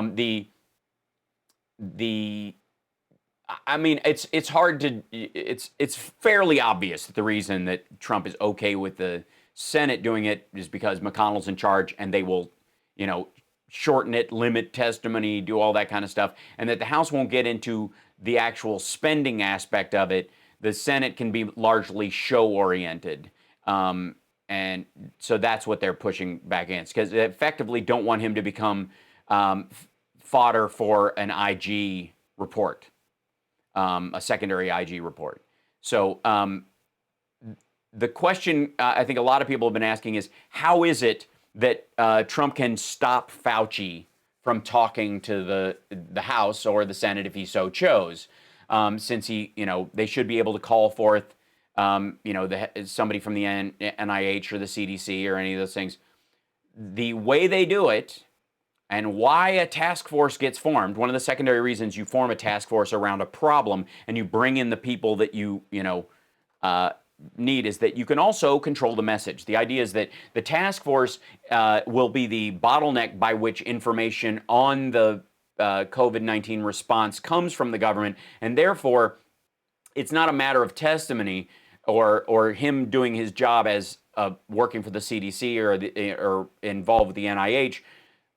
The way they can limit his testimony as a member of the task force, it is their job and responsibility and ability to limit the message about it, to uniform the response so that the American public can be calmed and reassured that there is uniformity in the approach.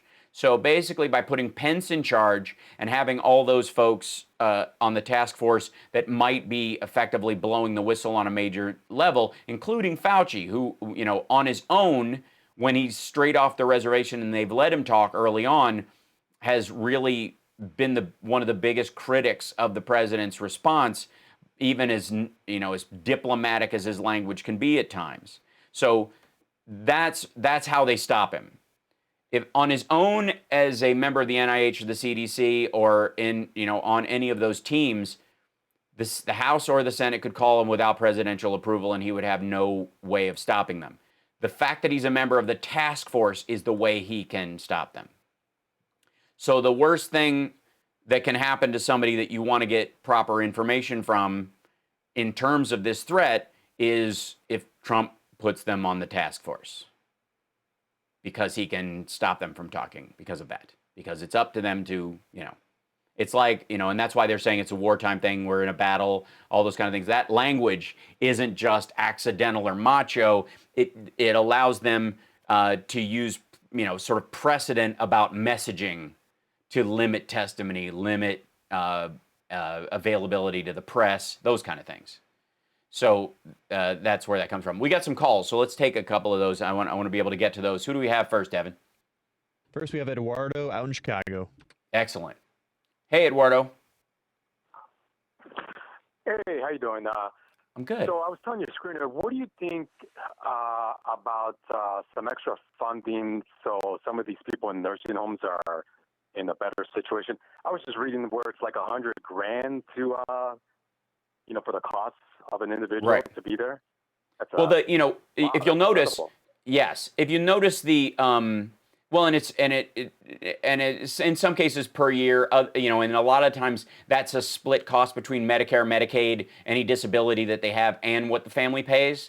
So what effectively these certain facilities, they run off the Medicare and Medicaid funds, and then they build on the place. They put in plants and recreation based on what the client pays. So when you pay to put, a place for mom, that idea, you're paying $20,000 a year or what have you, or what might come out of their retirement or their personal fund, whatever they've got, or their reverse mortgage, as it were. While you live in mom's house, she goes in there, and that reverse mortgage pays for her thing until you run out or she passes away, and then you either pay off that part or sell the house.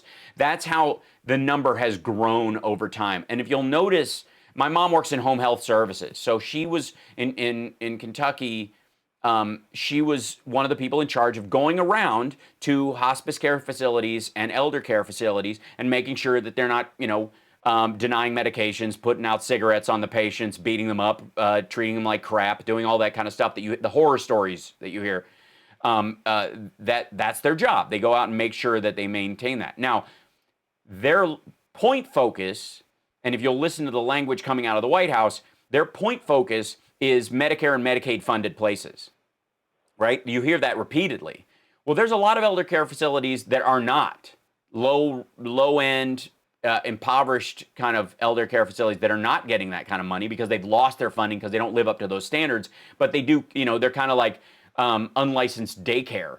They kind of operate on that level, and then they get shut down, and then they move, and then they get shut down again, and that happens all the time. Those places are the places you're hearing about where they've got a shed full of dead bodies. And then it spreads to the ones that are Medicare and Medicaid funded.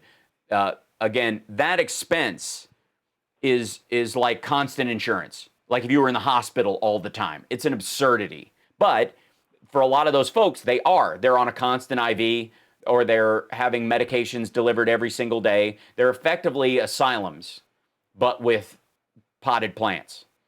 And the expense of what people can expect, both with their mix of retirement and those funds, has gotten higher and higher over time. People don't want to put their parents in some place that's, dank and scary.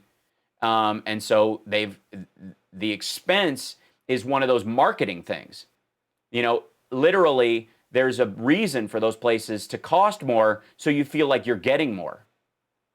So that mix of both public and private funding and personal belief in what quality of care you're getting and those kind of things. And my mom, she not only works at those places, checks on them as a state employee when she did that, but she would perform there. She had a little like seniors dance group that would go and they do little recitals and stuff to entertain these people who, quite frankly, don't in some cases know which way they're facing in their chair.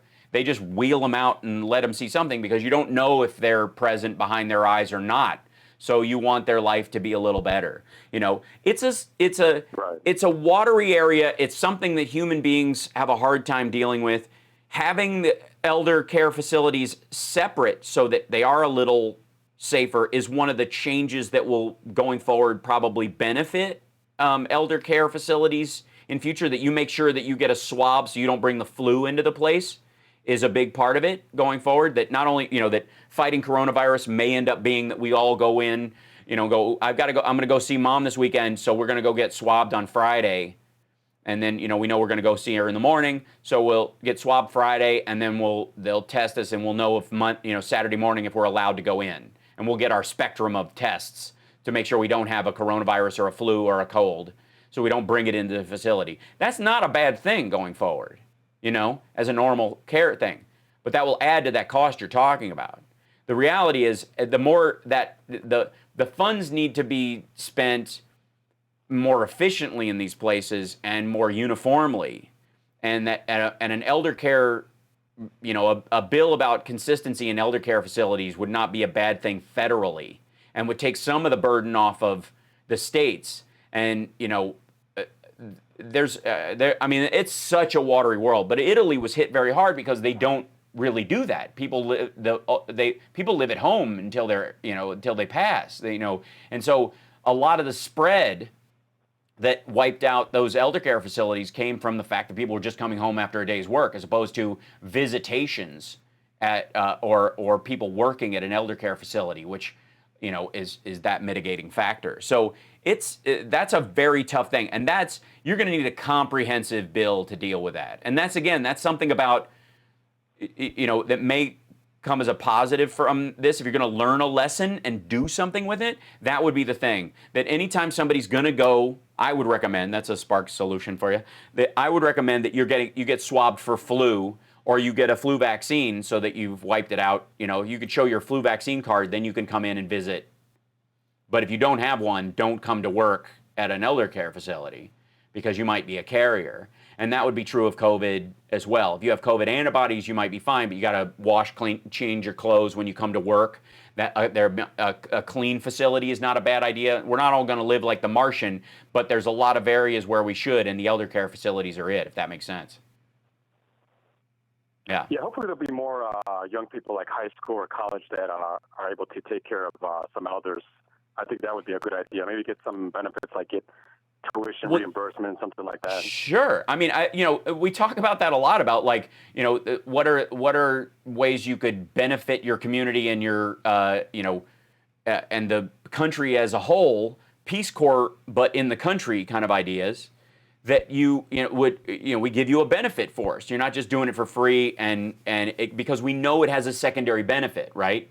We know we all as a society benefit from that if somebody's doing that work. And if you can help intern those kind of things, lower the costs of that by working there for free, then we give you a tax break, or we eliminate the interest on your student loan. Those kind of things absolutely make sense. So yeah, but that's a secondary tier thing as well, about like having an AmeriCorps that we can believe in. Because I really do think that's a huge beneficial aspect as well, We talk all the time about paid internships, which are an oxymoron in terms of business, because if it's paid, it's not an internship. You're an employee, right? But in terms of an AmeriCorps kind of thing, in helping out areas where we know there are crucial needs, especially when it comes to engineering students, for example, working with the Army Corps of Engineers and NASA and, on military projects. My dad, when he was in college, he worked for the military on some top secret facilities just because he was an architect, and his design, they needed his design skills for some stuff. He did that as part of his, college projects and got credit as projects for that, even though they couldn't. They had to black out what they were on his college thing. It was just like, work for government, and then it's just a big black line. You go, oh, you get an A, I guess. I don't know. Did you? You know. Or his eyes only, yeah. Yeah, exactly. So you're absolutely right. I mean, I think a revitalization of the AmeriCorps idea is a great idea, and an internalized Peace Corps where we recognize certain industries. Everywhere we have what we would call essential services or essential industries right now, that, you know, food safety, if you're going to work, go intern for the FDA and be an on-site FDA person, and then eventually you're getting, you know, your way up into, you know, an industry job and all those kind of things, or if you're farming. Yeah, it makes total sense, and it benefits the country, and more hands on deck and more eyes on the problem would absolutely do it, especially if they don't ultimately cost the country anything and add to the benefit of our safety. Because, again, food safety is one of those things where you can't put a monetary value on it, because like this disease, you have an E. coli outbreak, it affects restaurants and industry. You know, it's like a wave that goes through the industry and then, you know, takes money out of the industry and kills people. And that ancillary shock can't be measured financially. It's, you know, it's impossible. So if you can mitigate that as much as possible, that would be valuable. We have to take a break. I appreciate the call, and that's a great point to bring up as far as how we do that. And again, these take reasonable solutions. This is why we're fans of complexity here.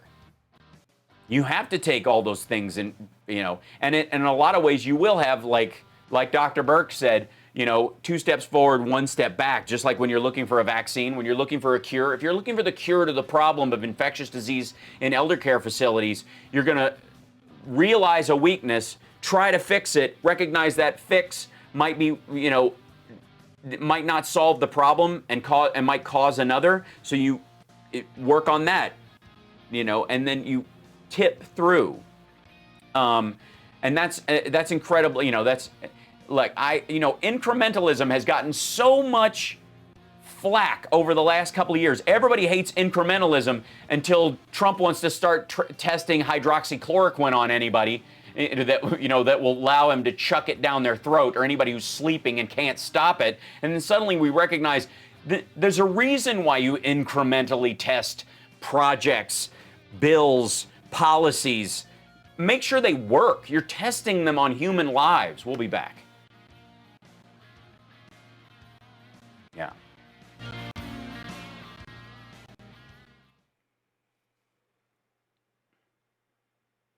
Still got 2 callers, Hal. Yeah. Yeah, I'll get to them on the other side. It was, you know. Yeah, so I'll grab both of them. But, you know, that just occurred to me, guys, in the chat room, that we, you know, as much as, bless your hearts, Bernie Bros, but as many people deride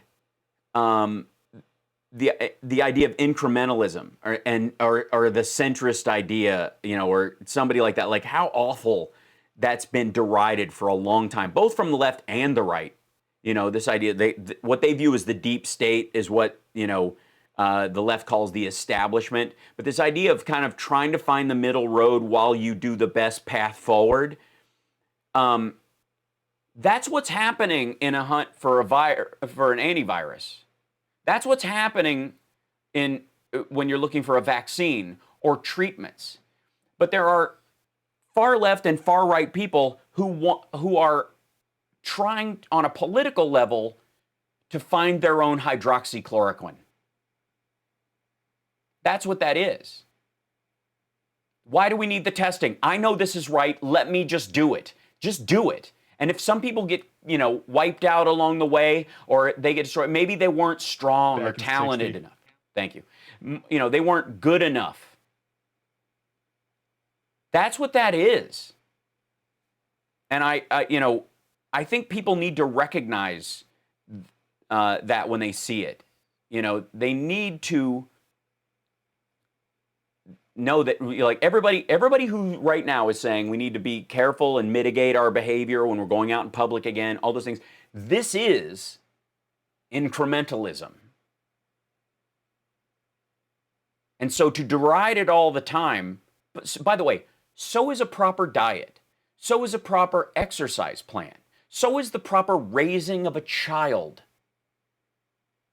You do not, for all the people who, deride incrementalism, they also deride puritanical parents who think slapping their children with the Ten Commandments and a couple of verses of Leviticus, is horrible, which it is. Welcome back to the Hal Sparks radio program, Mega Worldwide. It's now time for the happy ending. Yay! That's right. Yay! And we have a couple of other callers, so let's get to them. Who do we have, Devin? First, we have Bob out in Marshville. Excellent. Hey, Bob. Welcome. Yeah, I was just wondering if you guys got your campaign mail from Mr. Trump, except the return address says Department of the Treasury. Basically, I was complaining because I had direct deposit on my $1,200. Right. And I didn't get a signature. Well, he sent out letters that everybody's getting starting today. That's right. That gives them Trump's signature. And it is so cool. And on the top, it says pre-sorted first-class mail, postage and fees paid, Internal Revenue Service with permit number G48.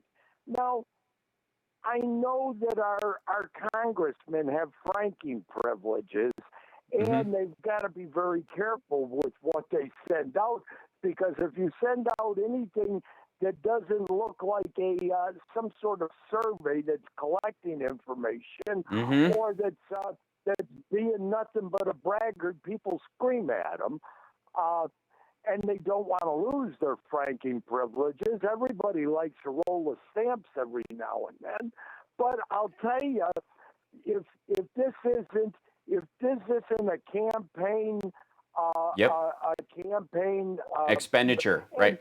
And the best part, and the Department of the Treasury. Actually is legally, evidently obliged to put on here official business penalty for private use $300.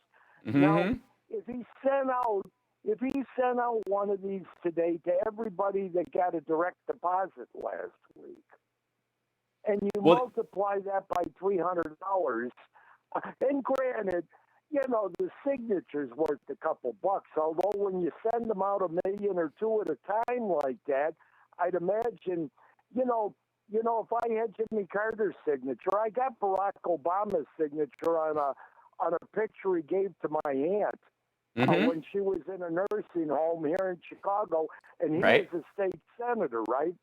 Yeah. And basically, she petitioned him to get him out to the nursing home. But my family's got that signature from Barack Obama. I have no idea if it's worth anything, but I'll tell you something that line of script with the Sharpie isn't going to be worth nothing. No. Well, what it will be, he's hoping it's worth to him is, and you're right, this is a campaign expenditure. His desire to put his signature on all these checks. He feels like he's getting away with buying votes. I'm sure they did this. There's a couple of times where he does this kind of like side mouth smirk when he feels like he's getting one up on everybody. And that he did that when they were talking about the signature. Right. That's what I mean. He's using the taxpayer. That's right. He's using the taxpayer for his campaign mailers. He's using the taxpayer to keep his properties open. The man is a fake billionaire. And again, I have said this, and I will issue this challenge again to anybody. The Trump organization, Trump's business, has never, since he took it over, his dad, I guess, made profit. I don't think that's inarguable. But since Trump took it over, the Trump organization has never operated a day in the black. There has never been a day where he's run on a dime of profit. Unlike every other American in the entire country, since, with the exception of, I guess, a couple of dozen people that he knows personally in the New York real estate market who do the exact same thing. This guy, he has never lived off the sweat of his brow or the fruits of his labor. Ever. He's a debt vulture.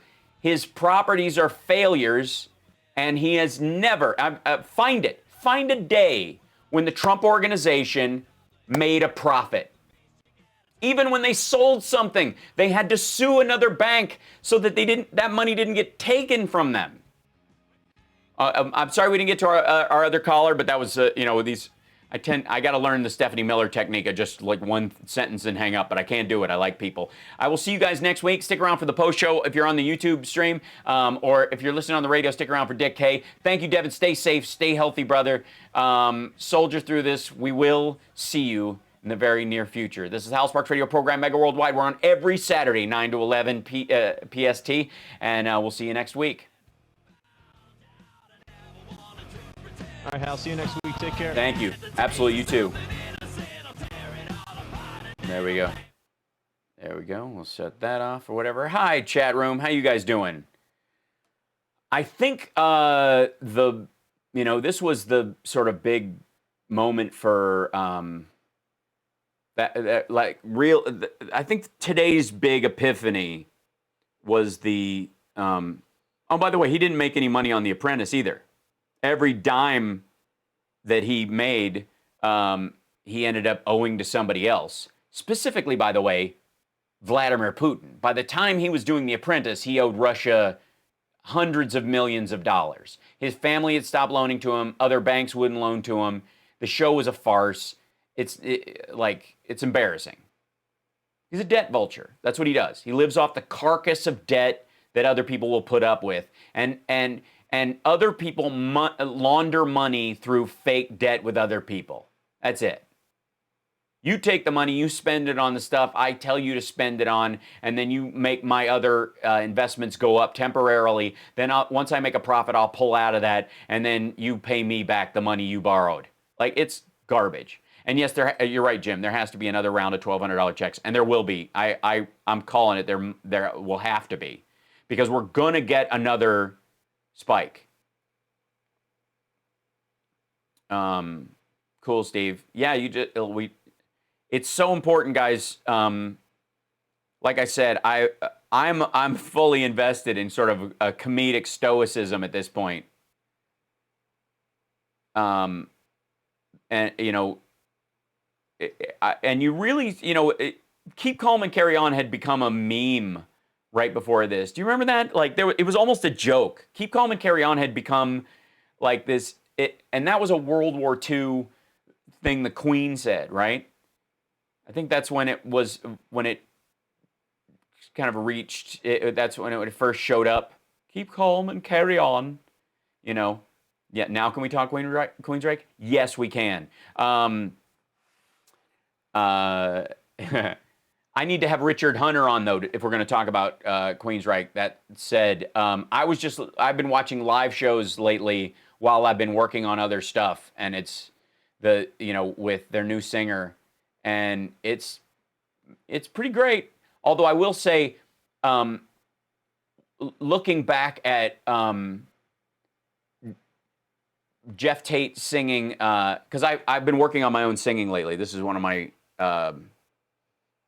kind of things that I've been pushing forward on is while I'm in sequester, finding ways to what I call effortless singing, which is without straining my throat, using my technique, trying to relax into the technique of my voice instead of like, oh, I'm there, and then I push, and then I mess up my throat, which has happened a bunch of times in my life.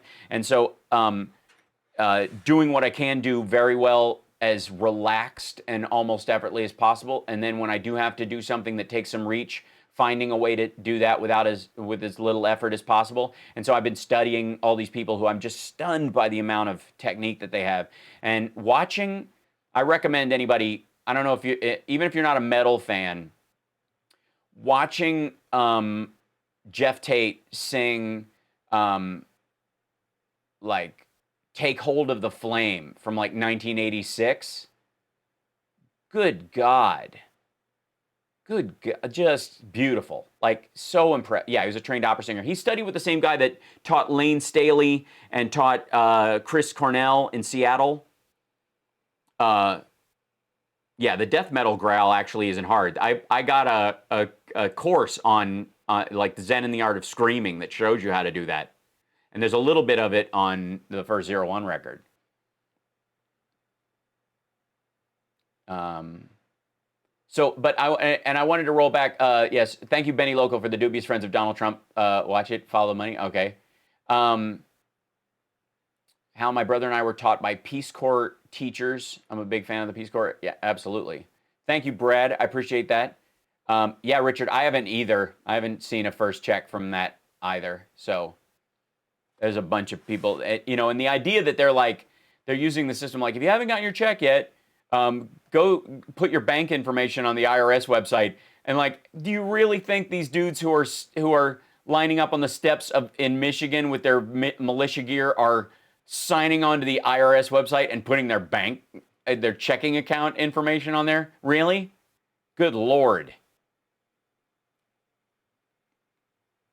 Marcus Aurelius, Seneca equals comedic stoicism. Well, I'm not my thoughts. I mean, it's really my, my kind of version of it is the idea of good humor in the face of bad times. And how do you find that space? Rob Halford is a great singer. And, and you could argue did as much for gay rights as Queer as Folk did in some ways because of who his audience was when he came out and the effect he had on it, and nobody cares. The irony, it's so weird. The irony that metal fans are supposed to be these and I'm talking specifically like 80s metal or progressive rock fans or, hair band fans and all that kind of stuff are somehow anti-gay. And yet, the response to Rob Halford coming out was like, yeah, cool. I don't know. Okay, that's cool. Fine. I love Judas Priest. That was it. There was a couple people who were dicks, who would be dicks about anything. So there's a tremendous beauty in that, and I think it's largely taken for granted. How you need to do opera? I can see you in a wig and a fancy clothes. Yeah, right. Never mind, Sacred Metal. Thank you. Yeah. Yeah, the interesting thing for me was meeting Jeff Tate and finding his speaking voice was down here. He literally, this is where his voice is doing. Thank you, Steve G, for checking in on me. I'm doing all right. I'll finish the story and then I'll tell you something about yesterday because we had the Queer as Folk gathering yesterday. But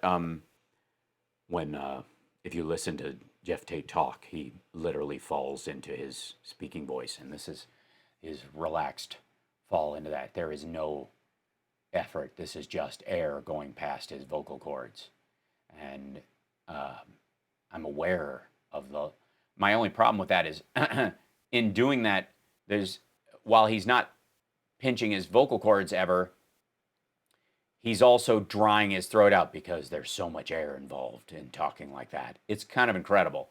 So I subscribe more to a version. Rob,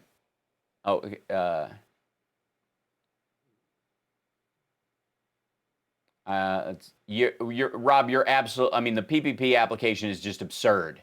It's no wonder that businesses that were all ready for this, businesses like Trump's that run on debt, jumped at this stuff. That's why the first payments went out to these giant companies, because they operate like this all the time. This is part of their business model, But anyway, so I love the fact that Sebastian Bach talks way up here. He's the biggest dude in the world, but he talks up in the top of his voice all the time because he keeps his voice kind of tight, and it's like keeping your muscles flexed all the time, bruh. And dude, he just says dude all the time, and he's 6'9". Dude. So, and by the way, and Steve G, we're all soldiering, And like I said, I think you had some pipes. Thank you, Robin. I feel good about my singing voice these days, but my, I feel like in the solitude of doing this and I'm a very public, interactive human being. And not only do I like interacting with you guys in the chat room and doing the show all the time and being online and that kind of stuff, but person to person, I do, burn them down meet and greets at all my shows. Some of the cast members of Queer as Folk hated my guts because when we did DVD signings, I would stay to the last person and it drove them nuts. They wanted to go home and we were there an extra 2 hours because I would sign anything that anybody brought, just about, within reason. Keep your pants on. And I respect and like people and my audience, and like I've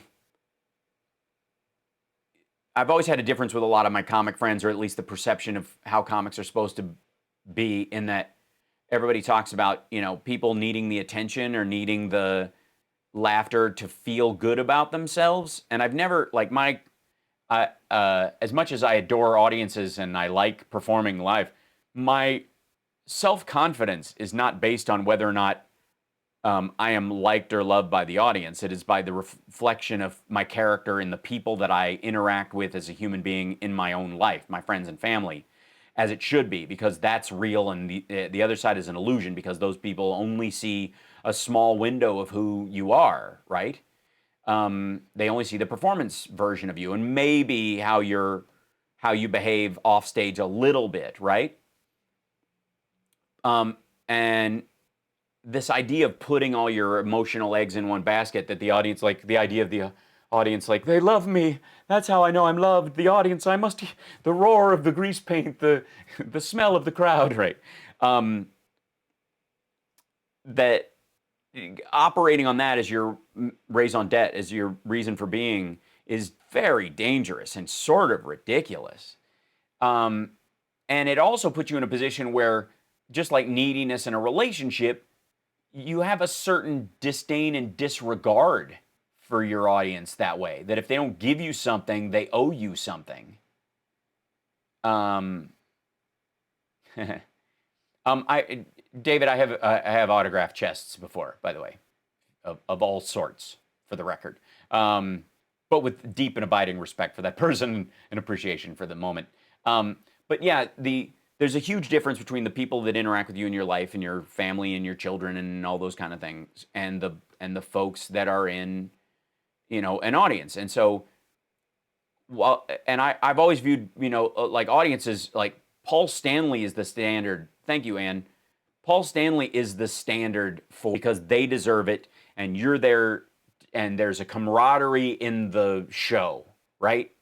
That it's a we experience for comedy and music, that I always appreciated, and that's why I'm a diehard Kiss fan for that very reason. It's is because of Paul Stanley and his attitude about that, and always have been. And when you view your audience that way, they're not responsible for your worth. So if they're having a bad night, you don't blame them. I never walk off stage and go, "That was a bad crowd. That was their problem," because it's, you've heard me say this, but it's like being a massage therapist, then going, "I can't do anything. You're too tense. I don't know. There's knots in your back. What am I supposed to do?" It's like, get to rubbing. That's your job. It's fine. You do as well as you can with what you can, right? Have you ever autographed someone's head? I don't know that I have, Amos. I haven't. As bald heads come along, how I quote you more than any other comedian, you haven't had a medium unless you had a small and large to base it on. Yeah, well, it's a standard. It really is. Don't get me started on what shirt sizes have become.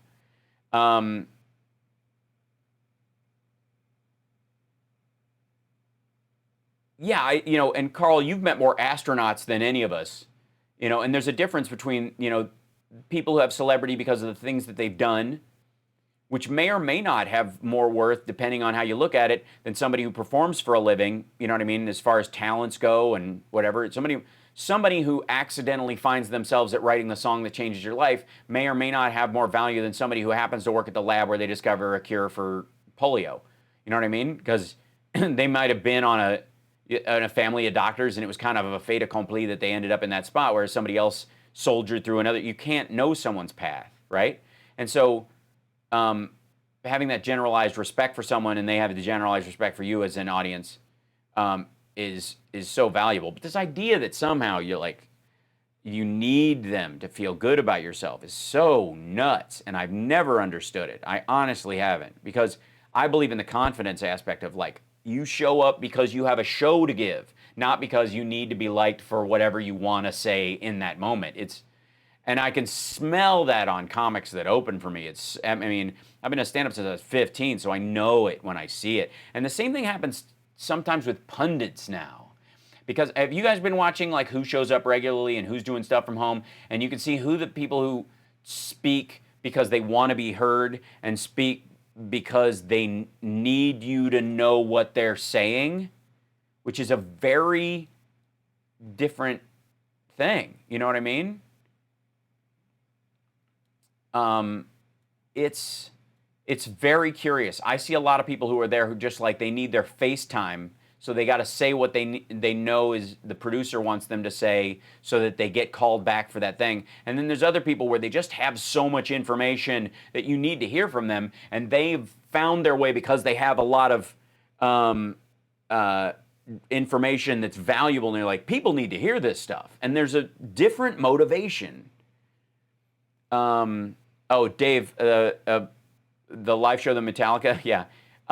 I talked to Hetfield, you know,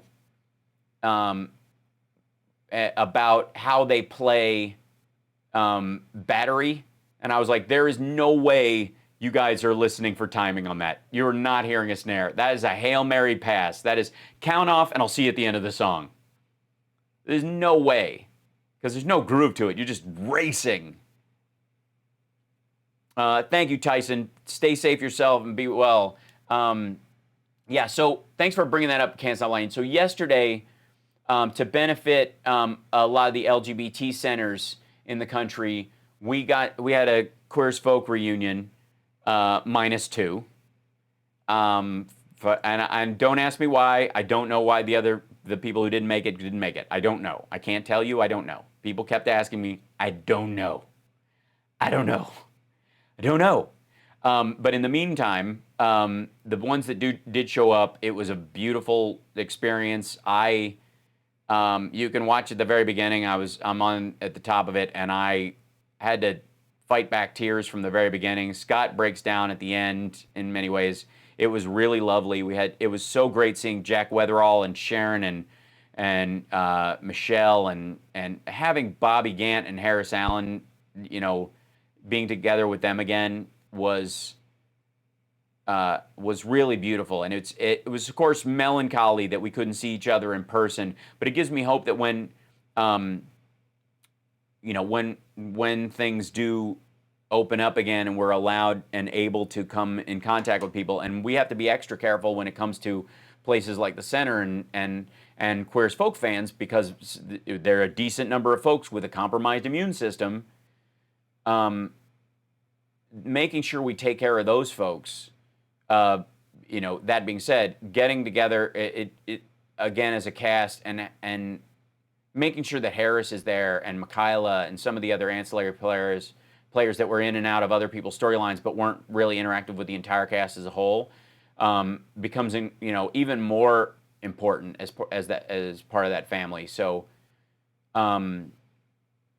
Yeah, Carl, I want to have you on as on a stream just to talk about your experience with astronauts, meeting them firsthand. Because you and I have had some really great conversations about it. It's pretty fascinating.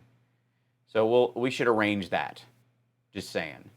The final total for Centerlink so far at the end of last night was $25,000. I think it's going to grow over the weekend, but that including what was sold on the auction stuff, and then there was still some leftover auction stuff. I think Rosie bought a bunch of the auction stuff, so I think she scooped up a bunch of the things right away. But there's still some new stuff, and there's a new auction element being added on Monday because some people donated some stuff. So there you go. But it was a nice gathering, and for those of you that were there and joined us for that, and for those of you that are joining us here because you saw that, I welcome you and thank you as well. But it was,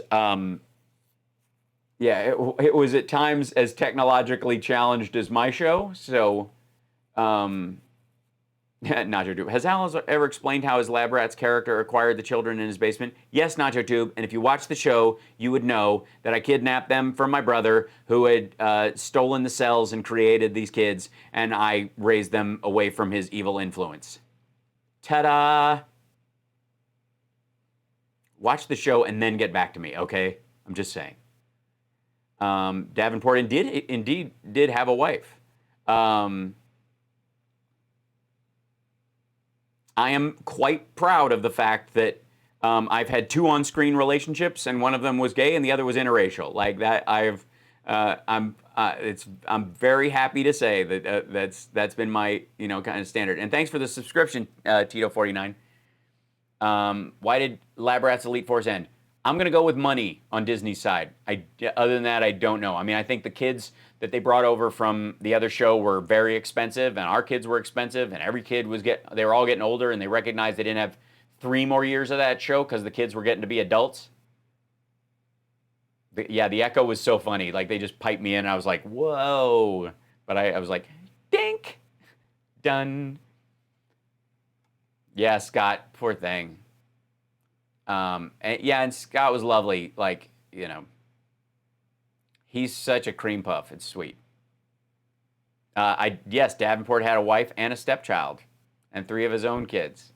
And and that was I was so, like, I loved that family and that group. One of these days I will show the video of our final episode when we're trying to say our goodbyes on the last episode of the original Lab Rats when TJ and Spencer left and we weren't sure if there was another one coming back.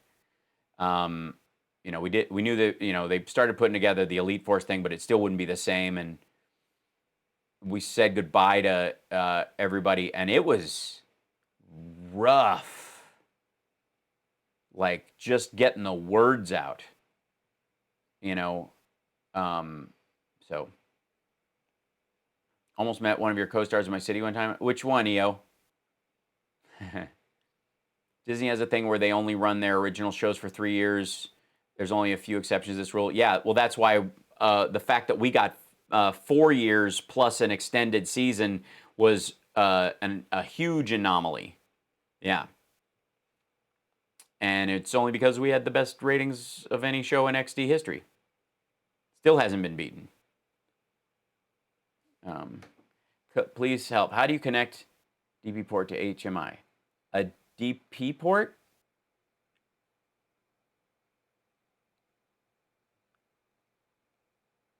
What do you mean a DP port? You mean a regular monitor out besides an adapter? Oh, or on a camera? Because yeah, I'm trying to think about what you mean by DP port on this, because I use a Mac and my system is very weird. So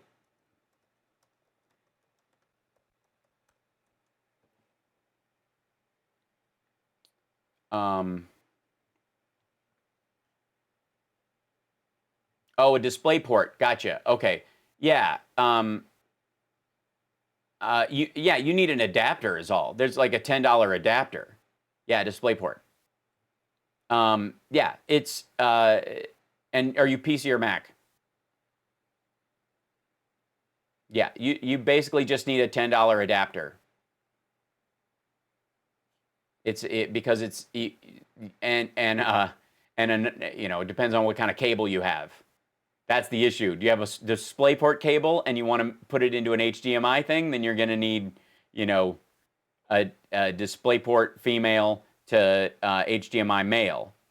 If you have an HDMI cable and you need to get it from your monitor, which takes that into your computer, you're going to need a female HDMI to male DisplayPort. You're better off just getting the whole cable if you can. And there's some fairly cheap ones. You can get a DisplayPort to HDMI cable cheaper, I think, even than the adapter. My eyebrows need trimming? What do you mean? I don't trim my eyebrows. These are just my eyebrows. Am I uneven? Is it terrible? Is it the lighting?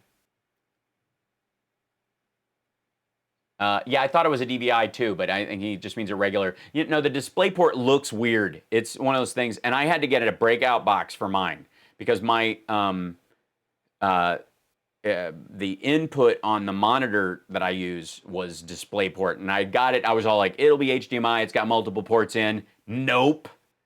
Thank you, Amy.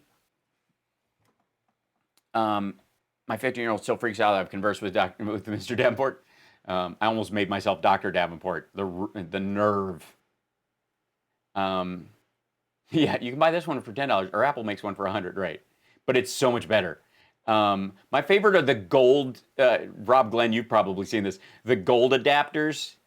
You know, like you go to Best Buy or something, and there's like the $9 HDMI cable, and then there's like the $69 gold, like everything, and it looks so like shiny, and you're like, I'm being led down a path. I just don't buy it. Now, sometimes there's a difference between the quality, but it's like monster cables. Everybody loves monster cables, and they don't realize that they're like a fraction larger than a regular adapter. They make them a little thicker. So the more you use monster cables, you can only use monster cable because it stretches out the input. So you put on a regular plug, and it just rattles, and they basically wreck your gear over time.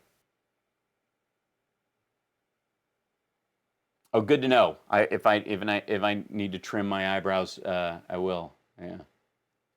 I won't. I don't think any depilatory. There's nothing to be ashamed of. Yeah, gold Radio Shack gold tipped. Absolutely. Yeah, one of the biggest scams on earth are these incredibly expensive HDMI cables because the inside wiring, it's the housing they show you. The housing is like ooh la la, but the housing has no bearing on it. It's just a frame to hold the wires in place. Back in the RC days, Cartier's gold made the car go faster, right?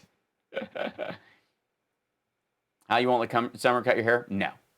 And by the way, I'm kind of digging it right now. Like I said, if it was longer, it would already be Martin Riggs from Lethal Weapon. So I told Summer last night that I was watching They Live, and I was like, is this the mullet I go for, or do I go full Martin Riggs? And yeah. That's the hard choice. Or do we like bust out the blow dryer and really go Richard Marx? Because that's a big do. That's a lot. That's a lot of clearance.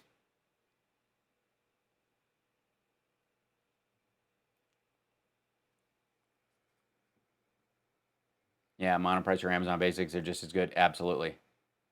Ax knows what he's talking about.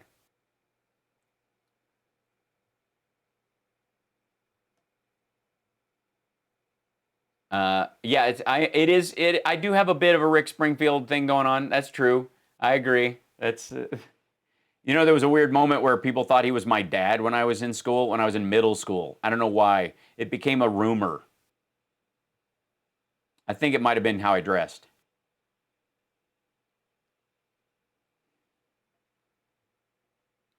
Do masks interfere with the facial recognition idea? Yeah. Apple removed the thumb print way of opening your phone just in time. Oh, They Live is awesome. I watched it last night. I'm a little tired today because it was on sale on iTunes. So I was like, I can't believe I don't own this already, especially considering it is literally the opening sample on my radio mix. Oh man, that's hilarious, Amy. Right hair waiting for you.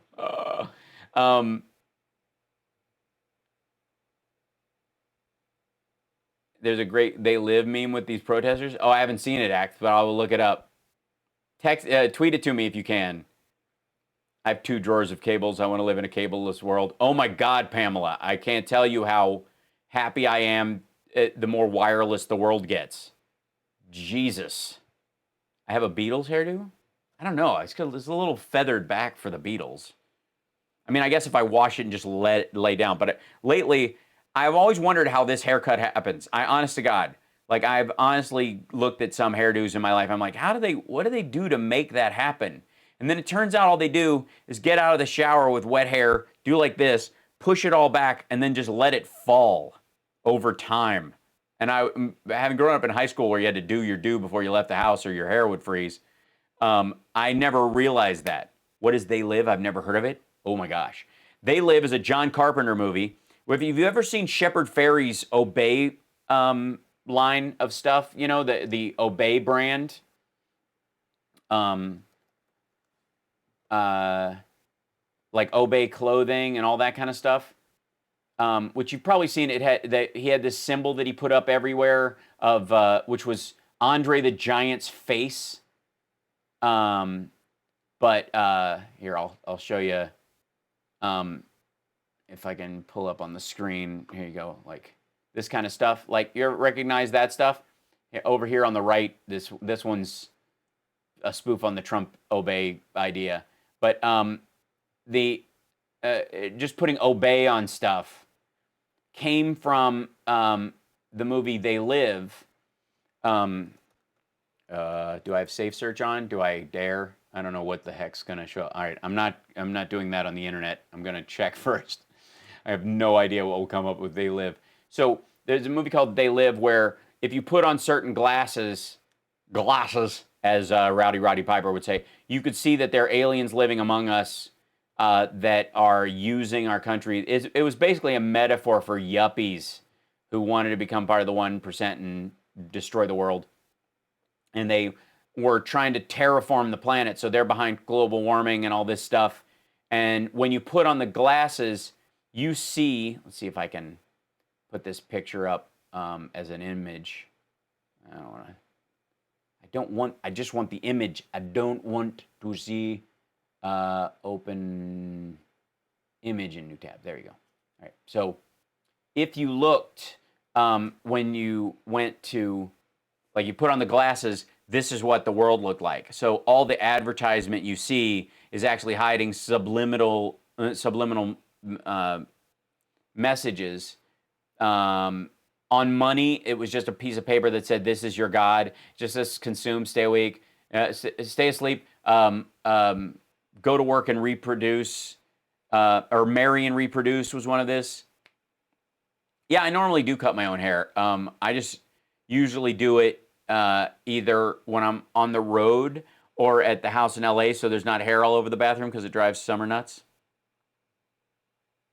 But anyways, when you put on the glasses, the world is black and white, and you can see all of their stuff, and it interferes with the radio waves and whatever. And yeah, Roddy Piper's in it, and he's particularly great in it.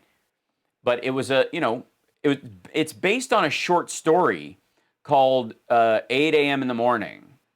And, as a lot of great stuff, it comes from a short story that's blown up and filled out. Sometimes when they take a novel and they try to adapt it, it's way harder. But in the case of They Live, there were enough gaps so they could fill it with story, and it's great. It's as sci-fi shows go, it's sweet, but it has the longest fight, like punch-out fight scene between two people, I think, in film history. I cut my hair in the garage for that reason. Yeah. And Meg Foster is in it, and she has the weirdest blue eyes you've ever seen. Stop before you hit achy breaky heart phase. If you hit that, you're gone too far. Well, achy breaky heart, he didn't have a mullet. He had a tail. It's different. Same thing with the dude from, everybody keeps saying mullet about the Tiger King, and he didn't. He had a tail. He just he didn't keep it tied up. I'll cut your hair. I used to cut my horse's manes. It should look good. Wait till it gets that long, and then you can cut it.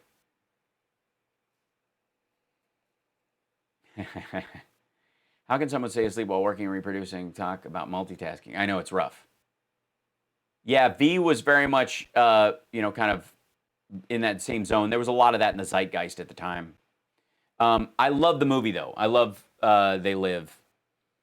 And I watched it again last night. And it's, what's interesting about it is as a movie, it's incredibly melancholy. You know, there's a lot about just jobs being lost and people, factory jobs getting destroyed beyond the sort of action aspect of it and sort of quirky lines and all that. The story, you know, opening of him basically hitchhiking down to LA to try and find a job after all the factories in the construction in Denver had dried up. You know, all that stuff was kind of, you know,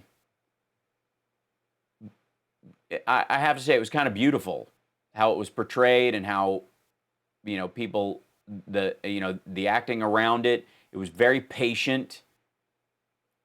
Jeff Tate has a mullet. That's okay. Well, Jeff Tate's bald right now, but he had one.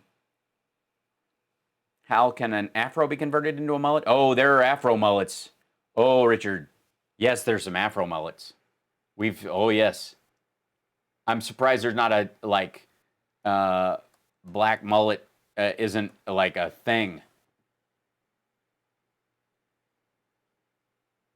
Let's see. Oh, my God. There's a Reddit called Afro Mullet. And it's, that's weird.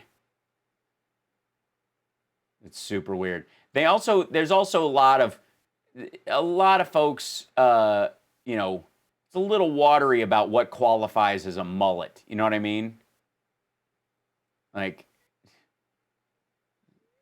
friggin', oh, yeah. Let's see. Andre Agassi was his biggest, like, you know, mullet. Patrick Swayze had a mullet. That was solid. Brad Pitt has repeatedly had mullets over the years. Meryl Streep in Silkwood. That's not really a mullet. Yeah, Kanye West, like they call it, yeah, black mullets, which are, yeah, it's very strange. Richard Dean Anderson, MacGyver had a mullet. That was a good one. Kurt Russell probably had the most famous mullets. You know, I was like, you know, because my choices for mullet were Martin Riggs or Snake Plissken. You know, and so I added Nada to that as well. Nada is the name of Rowdy Roddy Piper's character. Crystal Gale's hair, that'd be good. Or, yeah. Did David Lee Roth have a mullet? He had just long hair. He didn't really have a mullet. He just cut his hair short. Once he had long hair, and then it was weird, and then he cut it. Geddy Lee had a mullet. That qualifies. Tweet sent out. I'm sure you'll appreciate lots of good versions of that meme. They Live fans. D-Swear you had one what? You had a black mullet or a regular mullet? Yeah, I think the Riggs one is solid, you know? Whoops. I can't spell right now, but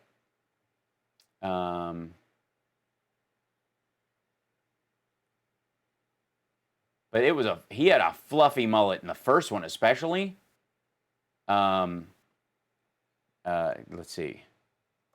Martin Riggs mullet. I'm going to try and find there's like fandoms about this stuff. Look at this. This is crazy. Hold on. There you go. How about that? And this is the one that I think has some hope. They even Kurt Russell's got in there, but that's his minor one. That's not even the Snake Plissken one. But like this, it's not too bad. Like when they're a little groomed, it's honestly weird. This makes sense. This is like Crazy Man in the Field. You know what I mean? Are we really discussing what kind of mullet I'm gonna have? Yeah, we are. We really are. We're discussing that right now. Because that's where it's going.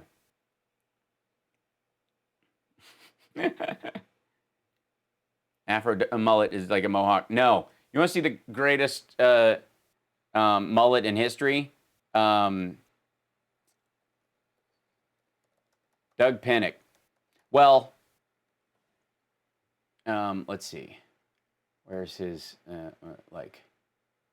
mohawk? Here you go. Jean Beauvoir had an amazing one too, but like, holy smokes, Doug's is the greatest ever. Hold on. Oops. How do I do that? This one?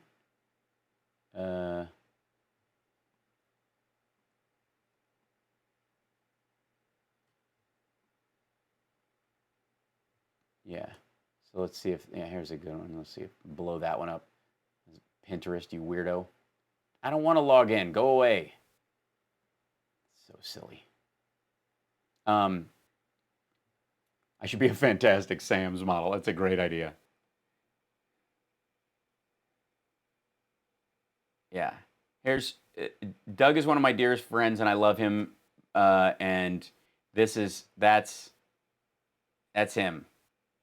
That's Doug, and that's his mohawk. It's pretty solid. It's gorgeous.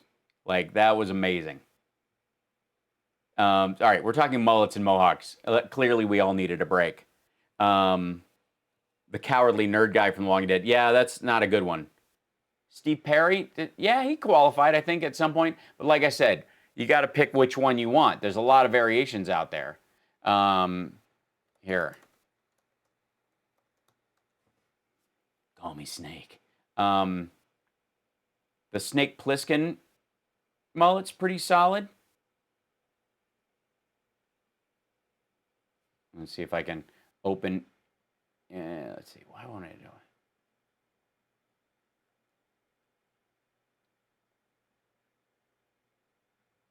it? Huh.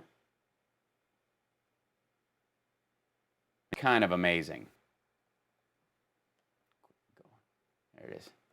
Here, I'll open this as some random site or whatever. But that's the Snake Plissken. Like I said, I had just cut all this hair back here myself a while back, so it's the slowest part to grow, because this had been a little longer, and I'd let it, and I'd cut the back short specifically, and now it's, you know, it's taking it longer to get out, but it's getting there. It's gonna be serious. If you get another month, this is gonna be straight up Martin Riggs. I'm excited. I don't even have to cut this part and shorten it on the top. Oh, go away. I'm not allowing you to know. Forget it. The eye patch does offset the mulletness, though. It really does. I think I might need to add some, yeah, Eugene from The Walking Dead. That's a Terra one. Yeah, it's just a long shag. I agree, Cosmic Rose. I think that's the difference between like a genuine mullet and a long shag. Yeah.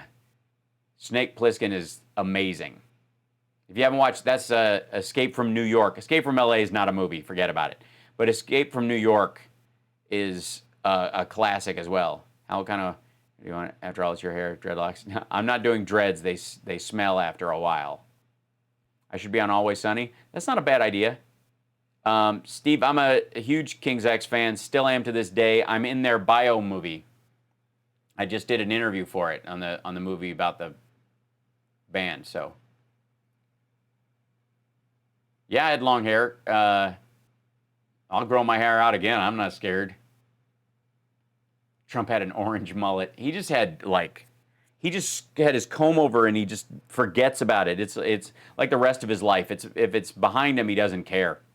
Siegfried and Roy, those are solid mullets. I think we might be making the differentiation, which is very important, between the shag haircut, the long shag, which I like the sound of, more than the mullet. I visited the Escape from LA set. Oi. Oh, we're buffering? Sad. Sorry about that, if there's buffering going on. I apologize. I'm not quite sure what would cause it. And by the way, Bob Renzis, thank you for the happy Saturday, and thank you, Say What. I'm going to go fix my girl some lunch, and then I will be back on later on gaming. The president is at Camp David golfing and pretending to work. Trump is a mullet, yeah. Oh, I had very long hair. Oh, yes, indeed. So I will be on gaming just to test my system again later on and try to figure out what's up with Restream. And if they're having a issue or whatever, I'm going to get on with tech support with them and see if I can go. Because I got to be honest, guys, I know it helps to grow the audience to be on the other sources, at least by a percentage.